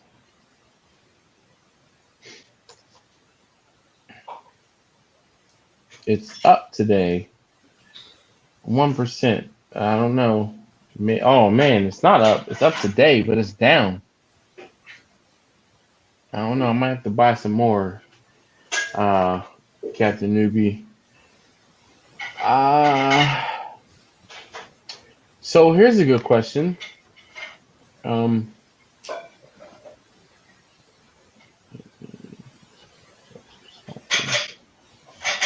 all right. So actually, before I answer that, so Preston says, "Dash, you gave me so much crap about charging for the small things." LOL. Look, hey, Preston, it was one of those things where I gave you crap because I had never had to charge for it, and I never had to eat those charges. So now that I've had to eat those charges, best believe I'm going to be changing my fee structure for certain things. And Marcus, I'm sure you have, you know, paid for different things or eaten and charges for certain things, and then you're like, never again. The next time, like, so, what was an experience you had, Marcus, where you had charges or you had to eat charges, and you were just like, I'm never going to do that again. Oh uh, delivery fees for firewood, number one. Oh, okay. That's something I could get. I could have got an extra quarter cord for the delivery fee if I just went and Yeah. picked it up.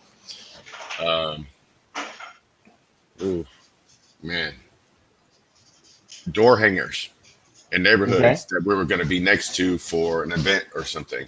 And again, like I Okay. said, this was our biggest one. Hmm. So I'm going to base everything off of that. Everything else was pretty small. I mean, pretty manageable with two people. Now, one of the things that, and it's just hindsight actually kicking in, but for next time, I want you to get some business cards and take your business cards onto those boxes. So I did, I would or have you done that. I definitely would have, and I had the cards up there, but again, this was a charity benefit event, mm, and I wasn't wasn't trying trying to. to advertise. You're right. There you go. Yeah. I'm I get it, but it's like, bro, at the end of the day, um, I donated my time. The least I can do is get a little bit of business from this event. That's my feeling. Um, and this is, I mean, that's just something I thought about just now. It's like, damn, like what else could we have done? Like, what else could have been different? Um, but And that's just me. so when we found out there were the structure of the event after the Mhm. fact, and we had to Okay. get the clamshells, Hmm. that kind of changed everything because if we were still using the brown boxes or the Yeah. paper plates, and that stuff had logos or the stickers on that, but now we're using styrofoam and Yeah. So Johnny from NTG Barbecue says, "Wish I could go to Austin." Hold on, time out. Johnny invited Marcus and I to Miami, so there's no need for you to go to Austin. We need to come to Miami. What you think, Marcus? yes. Real quick, I want to see. I want to see where Crockett and Tubbs lived. Ooh, I want the Ferrari. I want to find out where the Ferrari is. I want the I boat. mean, I'm just saying. Yeah, he want to see where they live. He want to see their house because he's in construction. Me, I'm the car guy. I'm like, yo, show me the car. Let me drive it. So here's a good question. For Dash, what do you need to go full time, my guy? Well, what was that GIY? I guess that kind of is guy. Yeah, guy. Um, so this is one of the things I talked to Marcus about pretty extensively while we were, sitting up at the trailer, and it was just he and I. And he was trying to serenade me, but I had to deflect and talk about business and the things that I couldn't do in Man, business. come. So full disclosure, I gave Marcus grief because Marcus, like, he's got to have music on and nothing wrong with that, but there were some ballads there, and I'm like, yo, we two grown men, and you singing along to this ballad. I mean, I know you're not singing to me, and he's like, all right, but Preston, like real talk, in all seriousness, Marcus brought up a very good point to me. He said you probably have a restaurant association that has made the laws for food trucks and trailers very difficult for a reason. The restaurants don't want the food trucks and the food trailers moving in on their business and on their operations. Where in Austin slash and or in Texas, it's completely different.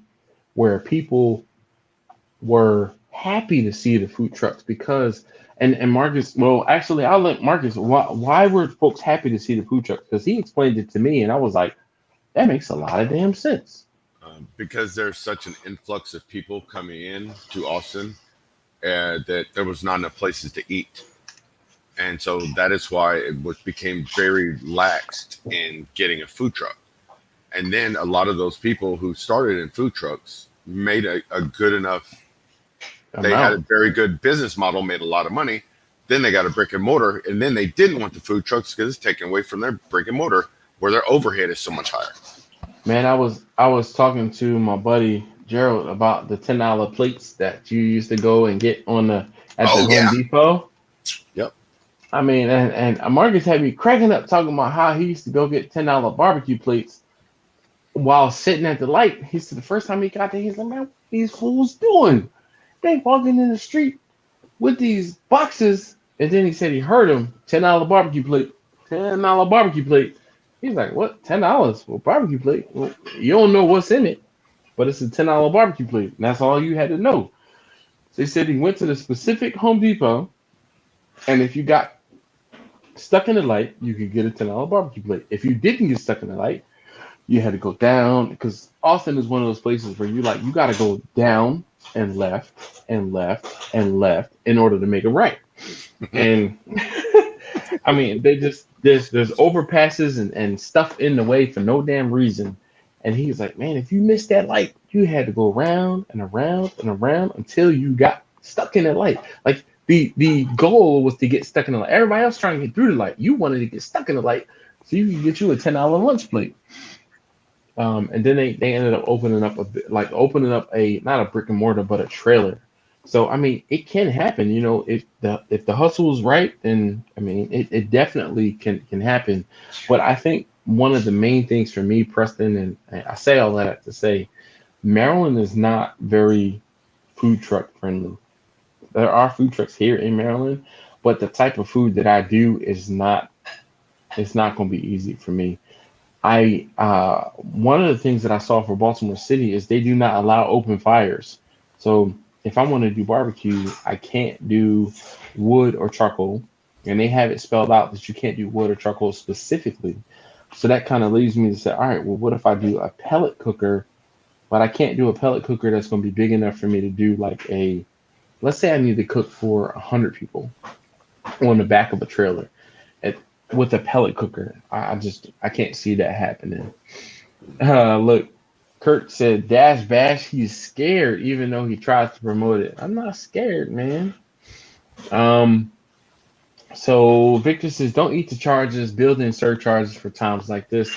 It works, but you need to consider how you will implement these charges before the situation presents itself. Well, see, here's the thing, Victor. I learned I learned a very tough lesson, and it was definitely a tough pill to swallow. But it wasn't like I'm losing my shirt on the extra charges for some cups or individually wrapped salads. Um, Bobby says he'll give me some free labor. I'll give you free labor to learn.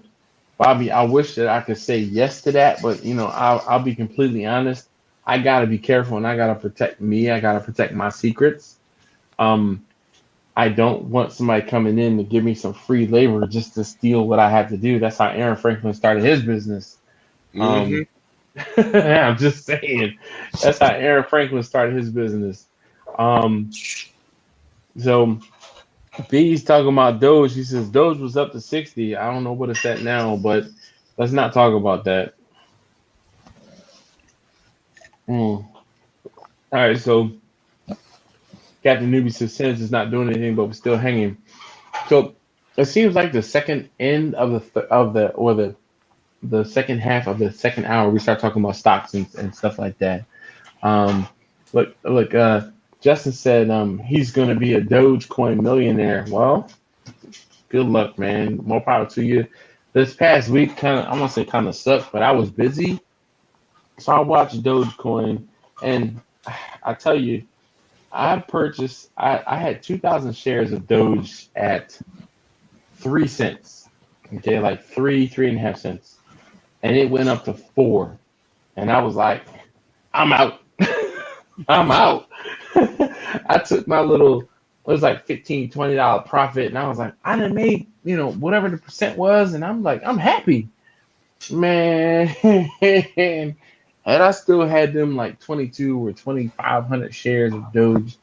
I'd be doing pretty good right now, but I sold them. Let's see. Anybody else have any other questions before we end this? Usually I try to go for 2 or 2.5 hours. And Marcus, I want to. I can't say thank you. I can't say thank you enough again. All right. So John says this question is for Dash / Marcus. How about a fellowship get together, barbecue Dash Bash? I would love to do that. Obviously, the thing that's limiting that right now is COVID. So we have to be careful. Victor says I have a full pitcher with about half a bottle of great tequila in it. So it's still early. Marcus, you trying to hang out, or are you ready to go? Yeah.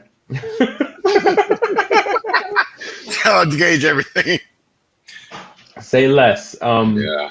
I understand, man. Look, and I know Marcus got up early this morning because he was out and about in the trailer. So look, it's been 2 hours, Marcus. I really want to say thank you for hanging out with me. I Thank you. mean, is there?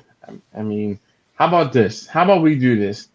If there's anybody that wants to get on and talk on a live stream or with me on a live stream, you can. I'm gonna give you, and actually, I will put it on the. I'll put it in the banner. So we're gonna create a new banner.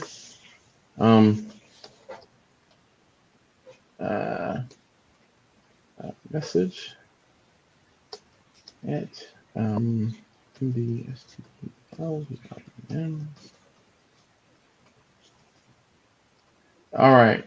Shoot me a message at Maryland MD Steel Drum Smokers at gmail.com, and I'll send you the link. If you have to have a phone or a laptop capable, and we can chat. You can definitely get on, and I'll hang out. So, Marcus, Alrighty. thank you so very much, man. I love you, man. You Yeah. and Jamie, love you guys both. Definitely, I really appreciate you putting me up. Definitely appreciate you driving me around. Marcus was mad when I went and got off the stool and paid for lunch and our tab a time or two. He was like, he was mad. he was mad. I'm like, yo, I gotta pay my way some. I mean, I can't just sit by and let you pay for everything. So definitely can't do that. So thank you very much, Marcus. Thank You you. be easy, sir, and don't how many more episodes of Lot on It do you have, or did you finish it? I have 3 left. Oh man. I'm gonna watch the last. I'm gonna watch the second to the last one tonight, and the other 2 tomorrow morning. But man, I can't wait to season 4 in 2 years. Oh my gosh, 2 years. I might have to bootleg it, man. No, they haven't even made it yet. Season 3. Oh, Season no. 3 just came out like 2 weeks ago. That's why they had to post it up Ah. there. Yeah. Well, that explains a lot. That explains a lot. Oh, yeah. Well, look, man, you be easy. Staying hard is good. I'm gonna take you off the Yeah. live stream, and like I said, if there's anybody that would like to get the link to the live stream and join me, I'll go ahead. Shoot me a message. There's my email down below, and I'll send you the link, and you can join me. I mean, not for nothing. I'm not putting out a video tomorrow, so I'm sorry. There's not gonna be a video tomorrow. I was busy at work today, didn't get to edit it, so it might be a video next week. So, But Marcus can attest. I did film some stuff, and I do have some footage, and it's coming. It's coming. So thank you guys very much. And Marcus, I'm gonna go ahead and you want to tell them bye, or is there anything else you want to you want to plug where you are and Oh, what you're doing? no. It's all good, man. And again, thank you very much, Dash, for coming out, for all your help. No problem. I So, know, 2 weeks, man. Come on back. You got a room. You got a room. bro. It's funny. Jamie said that. She said I'm gonna go ahead and clean out your room and do this in your room and this in your room. I was like, it's my room. Like it's my room. And she kind of chuckled, but I knew she was like, if you want it, it's yours. So I don't know. Maybe my wife will kick me out and I'll have to come to Austin. I don't know, but you're gonna have to like either drive down here or fly down here to pick up that big piece of steel. We're not gonna talk about that. All right. We're not gonna talk about that. But trust me, my they have already been turning, and we're gonna leave it at that. All right, we're gonna leave it at that. I will Marcus, shoot you the drawing thank you. tomorrow. You have a good evening too, sir. Thank you, guys. See you all later. All right. So, oh man, goodness gracious. I look. You see. Yeah.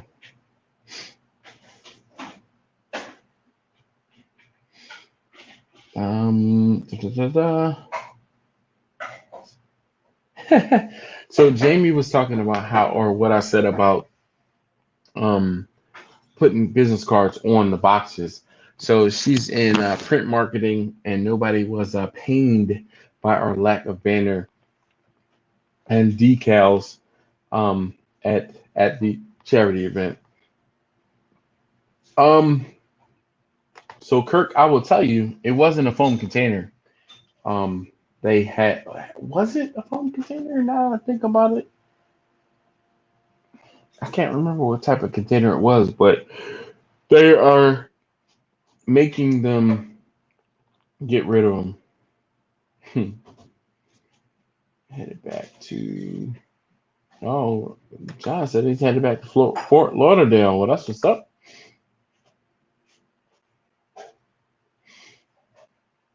Mm, Look, Preston said I live where that's at. He said my city won't let food trucks in. Uh, B said my city won't allow them either. What up, Jay? How you doing this evening, sir? Man, it's been a minute, but I've still been watching you. I've been peeping everything that's been going on. Jamie said they were compostable or compostable foam. She said it was the real thin stuff. So, though it was foam, it was still compostable. Welcome back, Laura. Oh, Victor said, Marcus, it was fun. Thank you so very much. Marcus said, thank you all for a great evening. Take care. Justin said, great live tonight. Time for me to get some dinner. I'm out of here. Dinner. Look. Mm. I'm still on vacation until tonight. So after tomorrow, I'm back on my diet and eating or not drinking and all those things. So Jay said, nothing like two friends help each other. You're awesome. Dash, hope you had a great night, brother. I'm going to have to message you on Instagram. Yeah, man. Oh, man. Y'all don't. I open Marcus, Jamie. You done open up a can of worms for me. Terry says, Dash, can I send you a message on Instagram about a catering gig I just passed on? Hmm. Hmm. For sure, Terry. For sure. John said, that's what barbecue is all about. The friends you meet and a lifetime of memories. It's so funny. I was talking about Jamie's really sappy, almost made me water my beard post. and on Instagram, and she was talking about how it feels like we've been to war and like a barbecue boot camp, and like so true. It's a good time when you have inside jokes with folks, like for real. So fits you, fits you, fits you, fits you too. Um,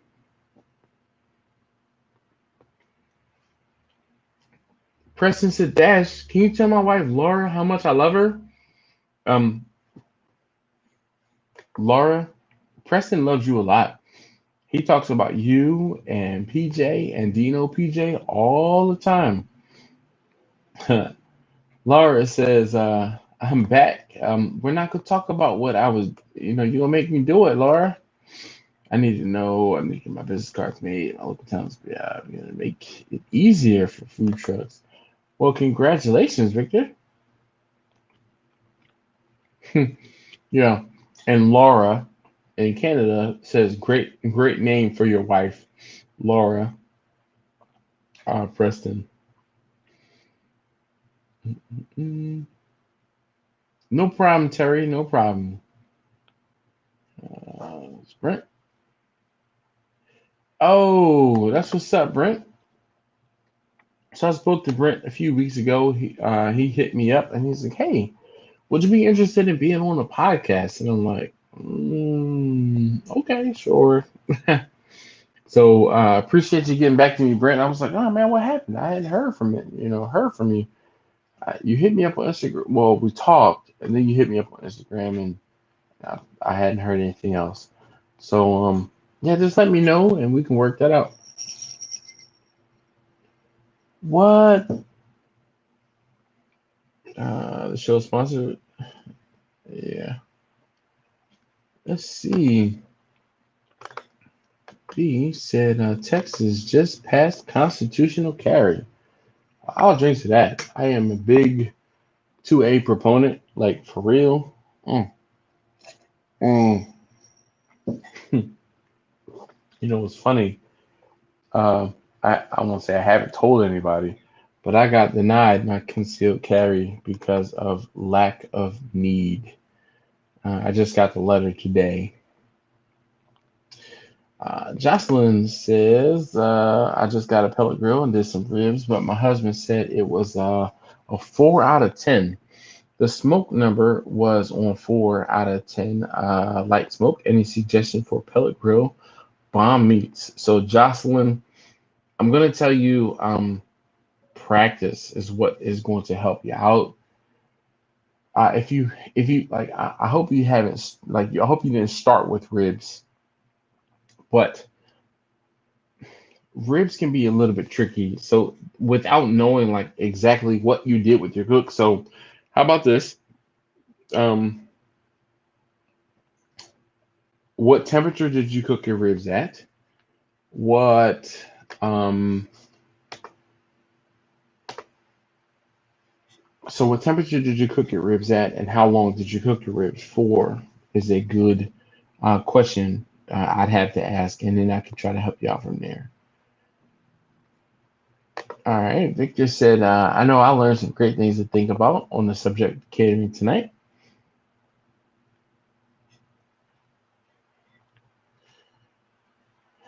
Lack of um, hold on. Where did I do with the letter? What did I do with it? I had the letter close over here. Oh, so in Maryland, like you got to jump through some serious hoops in order to get your concealed carry. And the exact reason for concealed carry was a lack of substantial reason.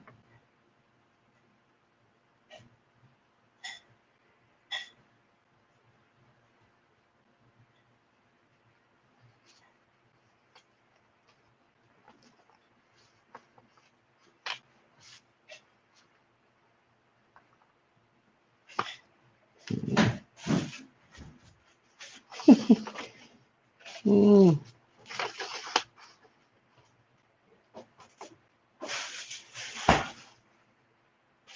So you are afforded several options pursuant to the public safety, blah, blah, blah. Review of denial of your application. You may request an informal review or hearing with the Office of Administrative Hearings. Yeah, it's the stuff that I'm going to have to do in order to get this through. It's just like I've already paid a whole bunch of money to go to the class or a class. I've already paid a whole bunch of money to do all these other things. And yeah, it's just disappointing and disheartening. It's so funny. Um, uh, I, it is like I said, it is disheartening. I want to be one of the good guys and be able to, you know, protect myself, protect my family, and protect someone else if necessary. And Maryland makes it very hard. It's so funny. Like I laughed and joked about how I live in a communist state, but it really is true. Um, yeah. All right, so Jocelyn said 250 for 4 hours. So Jocelyn, excuse me. What I found with ribs is, uh, especially on a pellet cooker, you do better cooking them at a lower temperature. So if you can set, mm, I'm sorry, those of you guys that are giving me grief for yawning, I do apologize. If you can set your ribs at like 225 degrees, and I'm going to tell you this. So set your ribs, and are you doing baby backs or spares? But this is probably going to work best for baby backs, not spares, and not spares or St. Louis spares. But if you set your ribs at 225 for 2 hours, you smoke them naked for 2 hours. So you season them, smoke them naked, and then you wrap them up for 2 hours, and then unwrap them for an hour. But that last hour, bump the heat up, and then you probably will find that they might be better. But you kind of have to go from there. I can't hear you, so you don't have to tiptoe. Guess that's the number one was trying to tiptoe through the room. Um, hmm. Well, Preston, I won't hold that against you. Like you need to tell me you live in Baltimore, Victor. There's so much to that. Jimmy said making me work. Yeah, I saw him and I put him on timeout. So, I mean, we said you have a wife and 3 kids. You mean it? Need. I know. Place 900 people from 6 states. Wow. Wow. Oh man, Preston, oh man, I can't even go there. So Marcus and I were talking about this while I was down there in Texas, and he made some valid points. And if someone asks me about it, or if I like were able to go in front of a adjudicator or someone to talk about it, I'm going to use Marcus's line of questioning, and it is pretty damn sound. And I'm not telling you guys to do this, but let me go ahead and check my email now that I looked at my email real quick and see if anyone has, let's see. I got distracted.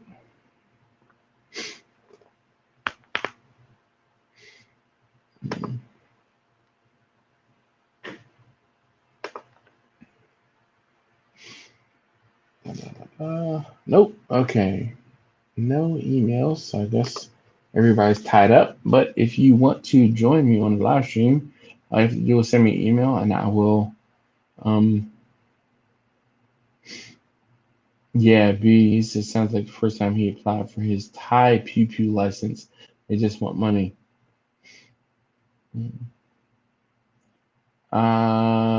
Brent said, how do you get nice color and skin quality while keeping your chicken from being over smoked? So if you have over smoked chicken, then you're not having your fire is not burning completely. Whenever you have over smoke or bitter chicken, it's over smoke.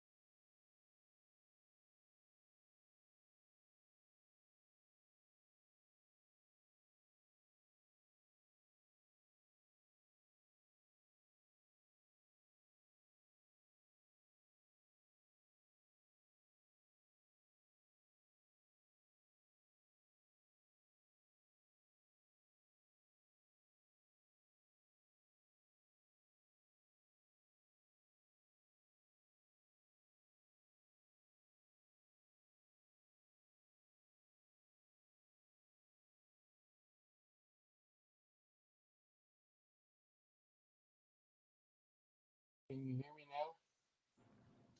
Sorry, can't hear you, bro. Thank you, Adam. I appreciate you. You went mute on the live stream. Can you hear me now?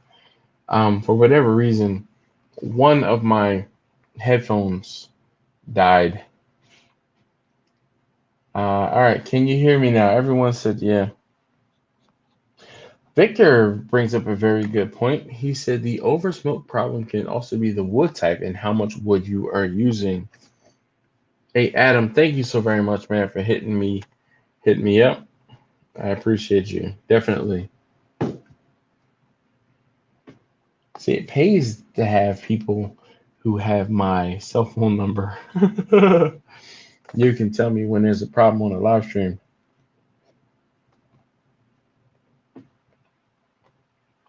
Been out for minutes. Oh man. I'm so sorry, guys. But I have anything answering my question. Let's see.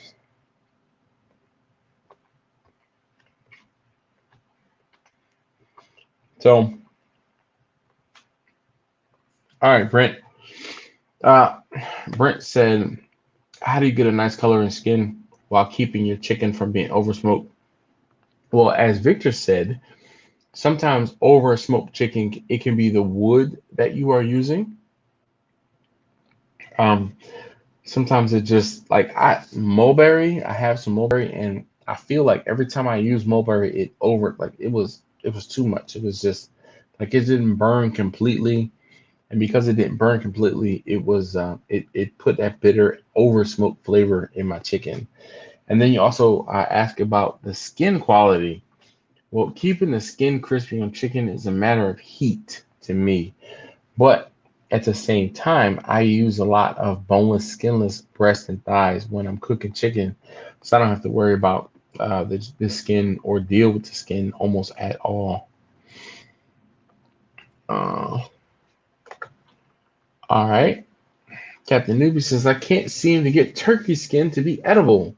So higher heat, and then I put butter on the skin in order to help crisp and brown that turkey, and I don't have a problem.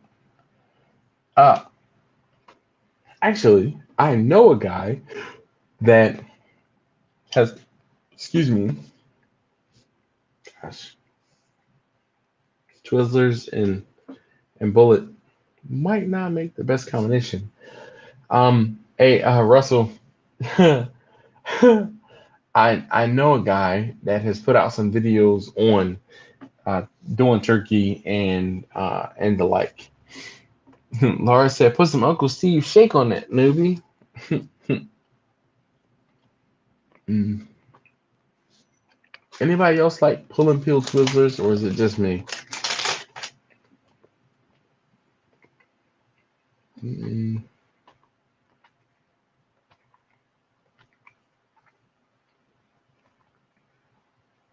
they are the best. B, what's so funny?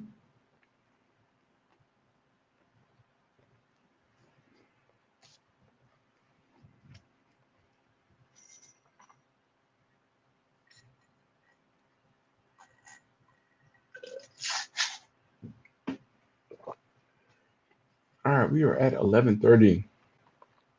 Can I stretch this to 12 o'clock? Can you guys help me stretch this live stream to 12 o'clock?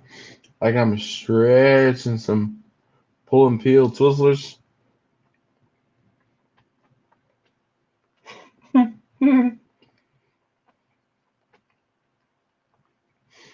B seemed to get a chuckle out of that, Laura. Um, he said, oh,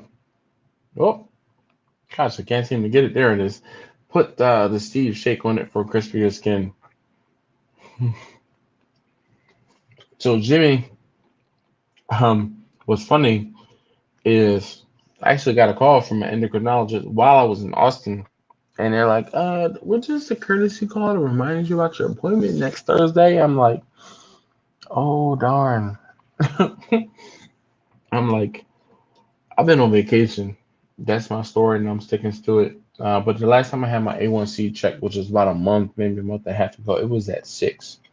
So I'm good.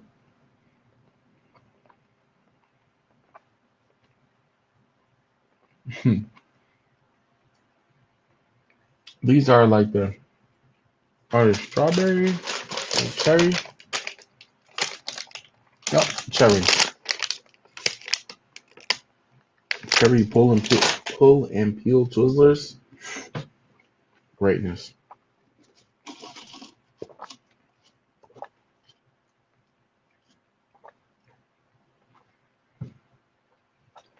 Oh, sure. Mimi said, question. One day you told us what we need for a Restaurant Depot membership. Can't remember what was said. So, Mimi, you need a business license or like business documentation. So, like an LLC, like um, what is the exact term? And I took, I have a copy of it like right behind my laptop here. And oh, articles of organization. You can take it to the Restaurant Depot and they will give you a Restaurant Depot card based off of that. And then lastly, if you get into the State Cook-Off Association or like the KCBS, one of those type of places, you can get a membership, but it's not really a membership because it's a day pass. Um, it's a day pass, and that day pass will allow you to go in and shop for the day, just like it says. Let's see, Jessica, I see you in there. I'm gonna get to you in 1 second. I know you just got back from church, but I wanted to talk to you real quick. So Victor says I went out to turkey's less than 300 degrees. He prefers 350. And yes, butter will help to both crisp and put a great color on your bird. Um, no problem. So B said he got his with his DBA. I mean, a DBA will do it, or the LLC, or the basically the fictitious name filing. So yeah, there's that. Jessica says, "Hey Dash." All right, so I'm sorry, Jessica. I'm eating candy when I should be talking to you guys. Laura says, "Do I have? Did you ever have the shoestring licorice in green, purple, red, and black? Green, yes. Purple, yes. Red, yes. Black, no. I would taste it, or I have tasted it, but black licorice is just not my thing. Um, mm,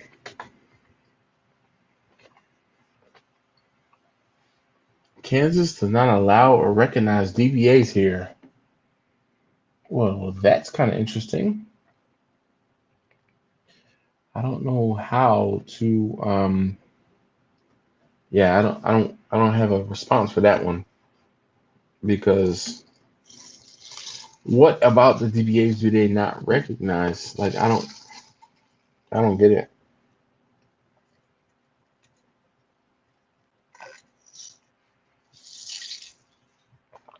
Uh,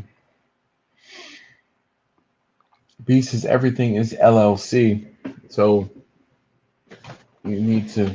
Oh, I guess a DBA is going to be like for your sole proprietorship, so you could have your name doing business as the sole proprietorship doing business. All right, so real quick, guys, before I forget, Jessica, if you could write out, well, not write out, because I know you are interested in trying to find out about how to make a thumbnail. Um, so just let me know exactly what you need, maybe. But we might be better suited to do this in the morning because I'm like, it's almost midnight and I've been up for 20 some odd hours. Mimi says there's no filing for DBA. You must have an LLC, corp, or so proprietorship. Um, yeah. So Brian said here in Texas, a sole proprietorship is just like a DBA. So I make light of it in that last video talking about um, LegalZoom, and I'm like not sponsored. But like really, I'm not sponsored. They don't give me a sort of kickback or anything like that. But you can go to LegalZoom, fill out all of the paperwork, and print it out, sign it, or they send you a scan or a they send you a copy to print. You sign it, you scan it, you send it back to them. And I mean, not for nothing, it's not like they say, "Oh, it works," and this and other. I'm like, I don't know, but I mean, better than sitting here by myself. Hey, Captain Newey, definitely sleep tight, sir. Thank you very much for hanging out.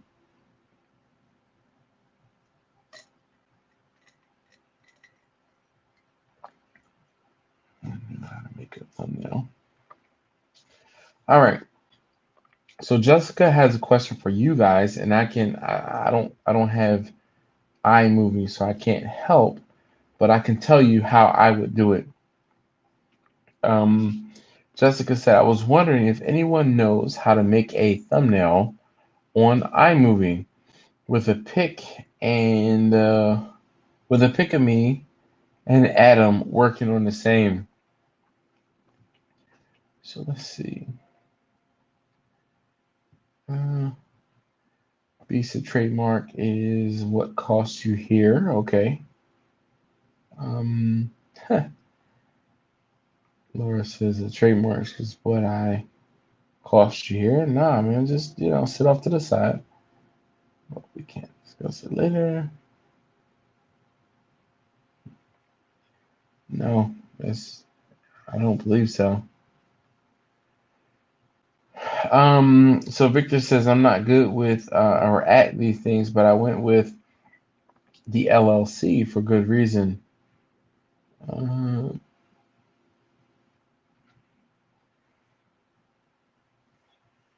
Jimmy said they snapseed. All right, guys, it is been it's only 11:39. I would love to take this to 12 o'clock, but I am faded, so gone. Laura said iMovie doesn't do thumbnails. You have to create your own. Is that the truth? Is that how it works out? I don't know. I've never done one of those cypress trees.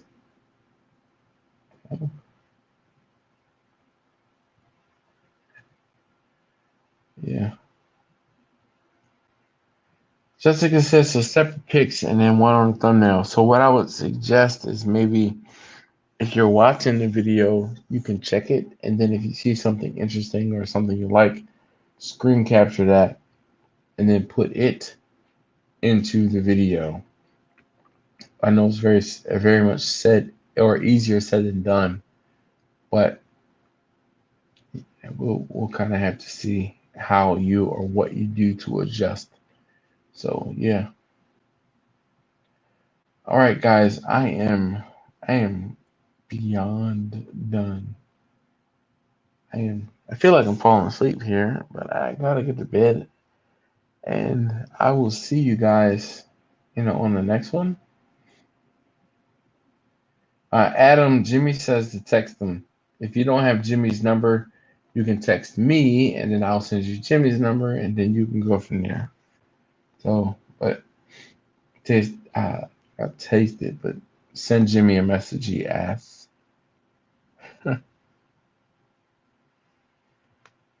Baker said, seriously, I have noticed lazy great results with the thumbnails when they show cleavage. She said, just saying. I know, Victor, but we don't want to do that. Uh, a lot of that. Let's put it that way.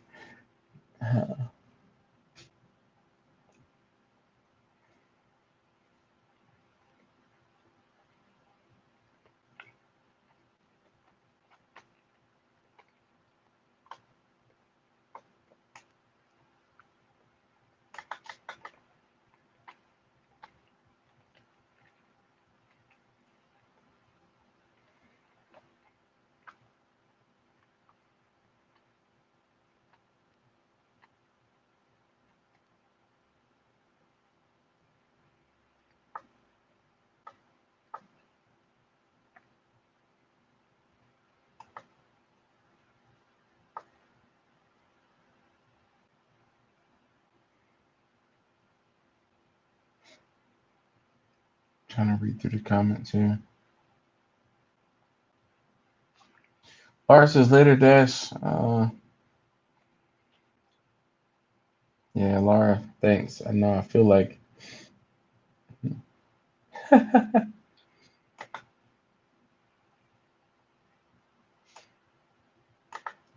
Laura, you haven't been here, but I have done that before. But if you want, I can get comfortable and y'all can watch me sleep.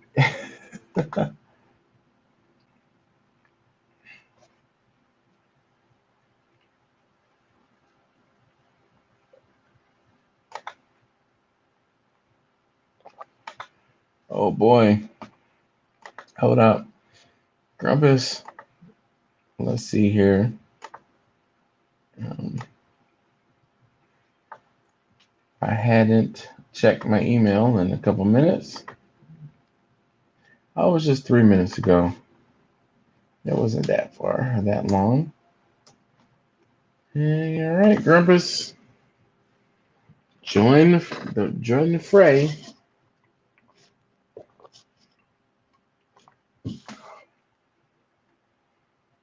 Mm-hmm.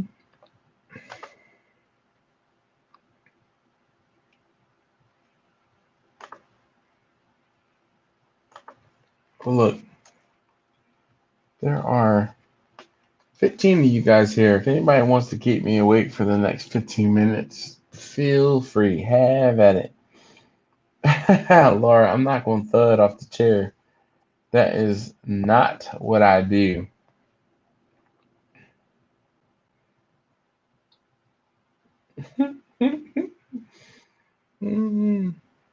But there is the StreamYard link. And check it out. We have Grumpus in the building. Hey, Grumpus, somebody's got to keep you awake. I won't say upset, but I wish I would have got to see you this past weekend or week while I was there. Yep. There we Let's go. see.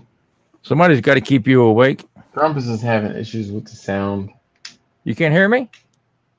Nope, I can't hear you, Grumpus.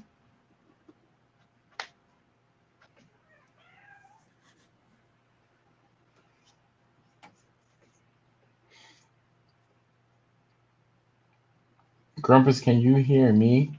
Yeah. All right. Well, that's a good sign. Nope, mic's not working. You can hear him. I can't. I can't hear him. Mimi, you hear Grumpus? What? Testing, Grumpus? testing, testing. Oh wait. Grumpus, what about now? Can you hear me? No, I I don't can hear hear him. you. Hold on. Let me change the. Hold on. Let me change my audio. All right. What about now, Grumpus? Can you hear me? Can I hear you? Oh, I can hear you. Can you hear me? I still don't hear Grumpus. Unfortunately. Well, it looks like the chat hears me. Oh wait. Let me see. Grumpus. Yes. Woohoo! I hear you. I thought I'd fell asleep. Man, shoot, let's not talk about that. Because let me just tell you, there was more to this when I started. Yeah, I saw that. I thought, man, I Oh, think I can keep him awake another 15 minutes. yeah, I figure if I talk for 3 hours, like I've done, especially when I'm not putting out a video. But man, my day started early today. Oh goodness, I started today. It is 11:46 local time. I started my day at 4:30 in the morning. Yeah, it's been a long day. So So I'm did just you gonna get sit. did you get to go back to Bucky's, or was that your only trip? That was my only trip to Bucky's. Unfortunately, I didn't get to go back. 'Cause I love But that video. It was a riot watching you. I'm glad that you enjoyed it because I'm telling you, you see me in Bucky's, and it was the God honest truth. I was like, oh my God, look at that! Oh my God, look at that! You know, Yeah, you it got to go when really you got some was. time. Mm. So I brought back some walnuts and just some sour candy for my kids. But I brought back some like a praline walnut and one other type of walnut I brought back from my wife. And I mean, she was like, "It's walnuts, though." I think she told me she would have preferred almonds. I'm like, I can't win. I can't win. Mm-hmm. Mimi said, "Grumpus is so fresh and so clean." Yes, indeed. Yeah, but Grumpus is always, on point. Well, Always on point. I was going to be on with you, so I got to look my best. Oh, you know what? You make a very valid point, sir, and I don't disagree and discount that. The sad So part is the best it gets. What a fine looking cup you got there. Oh man. Well, this is a good looking sticker on the cup. Well, in case you guys do not know, this is Grumpus on Fire. You can find his channel on YouTube, and he's also. Are you on Instagram or anything like that, No, Grumpus? YouTube only. Oh man, YouTube only. You gotta get something on those other platforms. Man, That'd be good to keep after this. oh, just say less. I already know, Grumpus. I already know. Man, I am. I'm like, man, what was I thinking? Mm. B said he needs a Grumpus sticker. Well, email me, Brian. Mm-hmm. We'll get you hooked up. Mm-hmm. And if you can't get a hold of Grumpus, Brian, I do have his email address, so I can forward the message to him. I've seen Brian's fingers are kind of fat. He might, he could always misspell something Well, I'm not and sending him a not ring or know it. anything. You said what now? I'm not sending him a ring. No. What I'm saying is he might write it Grumpus down ring. wrong. Grumpus ring. Now that might be something. Mm. Man. Yeah, Victor, I think we're past the flannel. Yeah, definitely. When we first met Grumpus, he was wearing the Hawaiian shirts, and I didn't get it. But then he's like, "Man, it's warm in Texas," and I then finally understood. B said he's going to make a trip up to where you are, Grumpus. That'd be fine with me. It's a long way to come for a sticker. You know what, Grumpus? Maybe you can give him 2. Slap a coaster on him. I put so I kind of have like an area over here on the side of my table, but there it is. I got one just like it. What? I know the guy who sent this to me. What So I say, shamelessly self-promoted every opportunity. oh my goodness gracious, nothing wrong with like I see bail bonds now using my phone number on their buses, and I'm like, oh, these calls are never gonna stop. They're never gonna stop. Adam asks a good question. He said, "What's the weather like up there?" Well, earlier today we had thunderstorms between like 7 and 8 p.m. And right now it's kind of calm. It's very windy, but it's like, oh boy, it's the calm before storm. So It was 85 this afternoon. It's cooled down to 70 tonight. my gosh, 85. Not at all. It was 85 before it hit full temperature.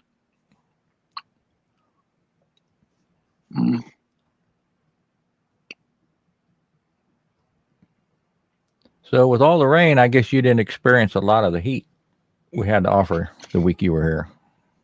No, I did not. But I mean, I might as well have sweat my shirts out. You're right by a pit for all week, yeah. Man, yeah.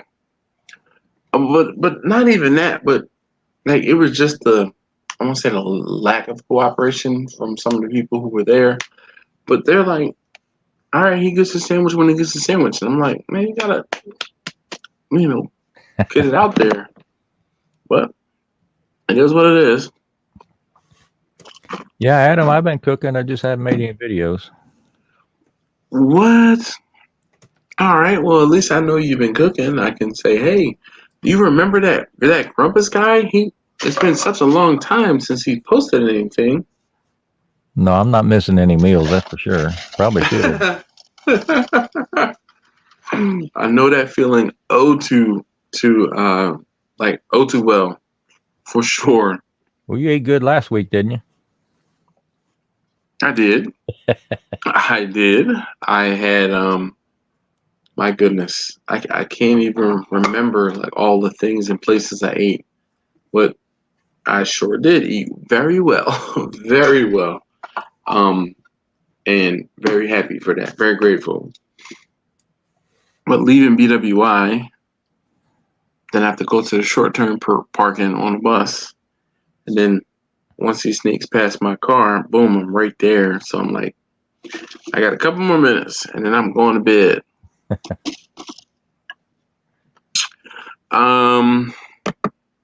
So B said, I like the way Marcus sets his plate. They look sharp. So I'll let you in on a little bitty secret, B. That plate was heavy. Not that we're skimping on, things from before, but some of the plates were smaller than others. If you were going to like the every table and stuff like that, sure, why not let the people play with the Rubik's cubes? It doesn't hurt me. And just go from there.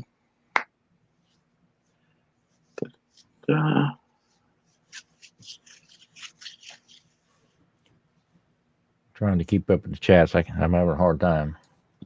You give who? Brian a hard time? No, I'm trying to keep up with the chats, but oh, for other live streams. Oh, excuse me. I need to get caught up on Adam's videos. Yeah, I'm behind on a few. I need to just binge them all through. I saw them, they put the guides on the run the ribs up like right, front and back and left and right. And I'm like, there's no way I'll be living up here. No way I'll be living up here. Man, I find it like disheartening when they're like, move from the front of the ship, move from the bow, and let's shoot at them. What? That's my bed.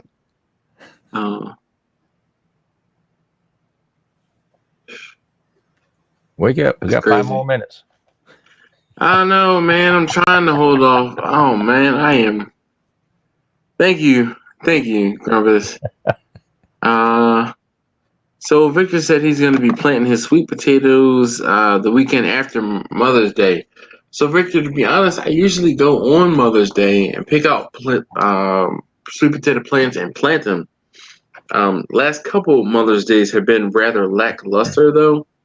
Obviously, I grew them myself, so that just explains it.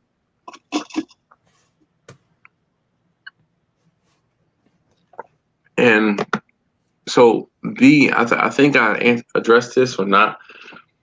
Marcus likes the way, Brian likes the way Marcus sets up his plates. They look sharp. I'm not taking credit for it, but we also had someone that was wheelchair bound, and he got stuck making boxes for a little bit. So when we came back, man, it was like, oh man, we're so sorry. We thought you were right behind us, and then it was like, oh, he's not. What do I do? And yeah. We use the portion plates just for control of the portions. Yeah, of course. Adam said it's pretty cool seeing you both on screen. Me? No, not me. I'm not the one you're looking for. I'm just a regular guy. Here's the guy right here. Look, there we go. just don't. What did I say? Don't touch swords. Don't cross swords. Yeah, don't cross swords. So you really didn't. What was the benefit that y'all were doing? We heard about the prep, but I never really heard what the benefit was. So the whole thing was one of Marcus's friends had a tracheitic cancer. And it reminded me of Jim, but Jim's cancer was a little higher up, apparently. So they opened up and this space, and they were going to raffle off a car, and I mean a whole bunch of stuff to help benefit this guy. His name is Cobb, or they call him Cobb. It's not his name, but they call him Cobb. And that thing being said, they had this huge benefit, and that was it. So all the proceeds started getting squished back to the back, and they were going to get sent out. Maybe if I can find somebody that'll do it, and take them, fix them, send them back. One of those type of deals. I don't know what you can do with hot sauce or whatever it was, but we'll figure something out. So it's just not wasted or going to heck. So did the rain hurt the turnout much? No, because on Sunday was when we had the event. The rain hurt the cook. And it slowed everything down. Like seriously, slowed everything down. It was a long couple days. Yeah. But other than that, Jimmy said my eyes went to bed 10 minutes ago. Man, my eyes went to bed an hour ago. Look, Victor said I've been up for 35 hours. Holy hell.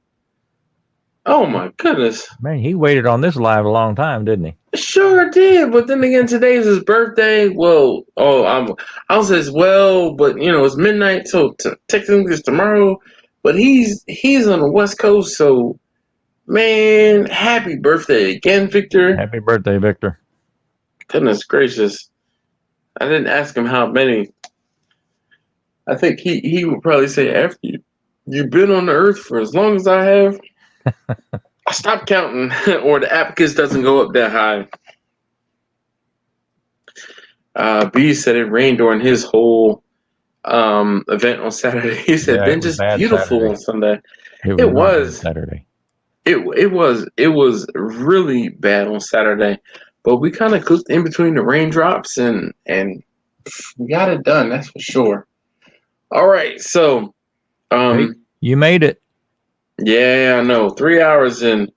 I mean, I can say that this bullet did not do it. Thank you, Grumpus, man. I definitely appreciate you. If you had, I mean, Hey, I'm good about keeping people up. no comment. If you haven't, and don't know who Grumpus is, that's the guy on the screen. Check out his channel, Grumpus on Fire. Biggest fan right here. And you know what? If there's a better representation, so you can see what what he has to do. Oh man, Grumpus, I don't have any pens right near me. I put them all together like in a drawer, and I pluck them out. So Never do they miss an write in black? opportunity.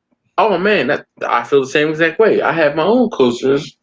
I got these coasters done. So, and I meant to leave some coasters in Austin for Marcus, so I might end up having to put them in the mail. But same thing. Yep. Never miss an opportunity. Go have a beer with your buddies in the backyard. Leave a coaster behind. You never know who. Man, sure enough. B said he needs pens, so Brian said he needs pens. So you might want to send him some of those. That's exactly right. Like, email me, Brian. I'm not paying postage. You pay postage. I'll meet you in Webster. Man. Right in between horseshoes and hand grenades, right? Oh, man. B says, who does your pens, Grumpus? Where do you get your pens from? I think these came from Amsterdam, I think. No, like what company did it? No, that's the company name. It's Amsterdam. I think so. All right. I'll look it up and send it to you, Brian. Please do. All right, guys. I am beyond torched. I am spanked. And oh man, there's a huge. Well, let me back out of here. You can do your goodbyes and all. Oh man, look, I don't have to do a whole bunch of goodbyes. I'm getting ready to end this broadcast. And if you want to stick around and ask me some more questions or whatever, you can. It's just we won't be broadcasting on YouTube. And like I said, I want to make 3 hours, so I'm at my 3 hour mark. If you have any questions, feel free to let me know about anything else. If you have any other questions, you can email me, and I can try to answer your questions about the event. But I don't know. Anyway, thank you guys so very much as always for hanging out. I really do appreciate it. Jimmy, be easy. B, be easy. Let's see. Laura is here. Adam is here. Mimi, thank you so very much for hanging out. Grumpus, thank you, sir. I'm not saying goodbye just yet, because I could talk to you real quick second afterward. All right. But other than that, thank you guys so very much, and I'm gone. Good night, everybody.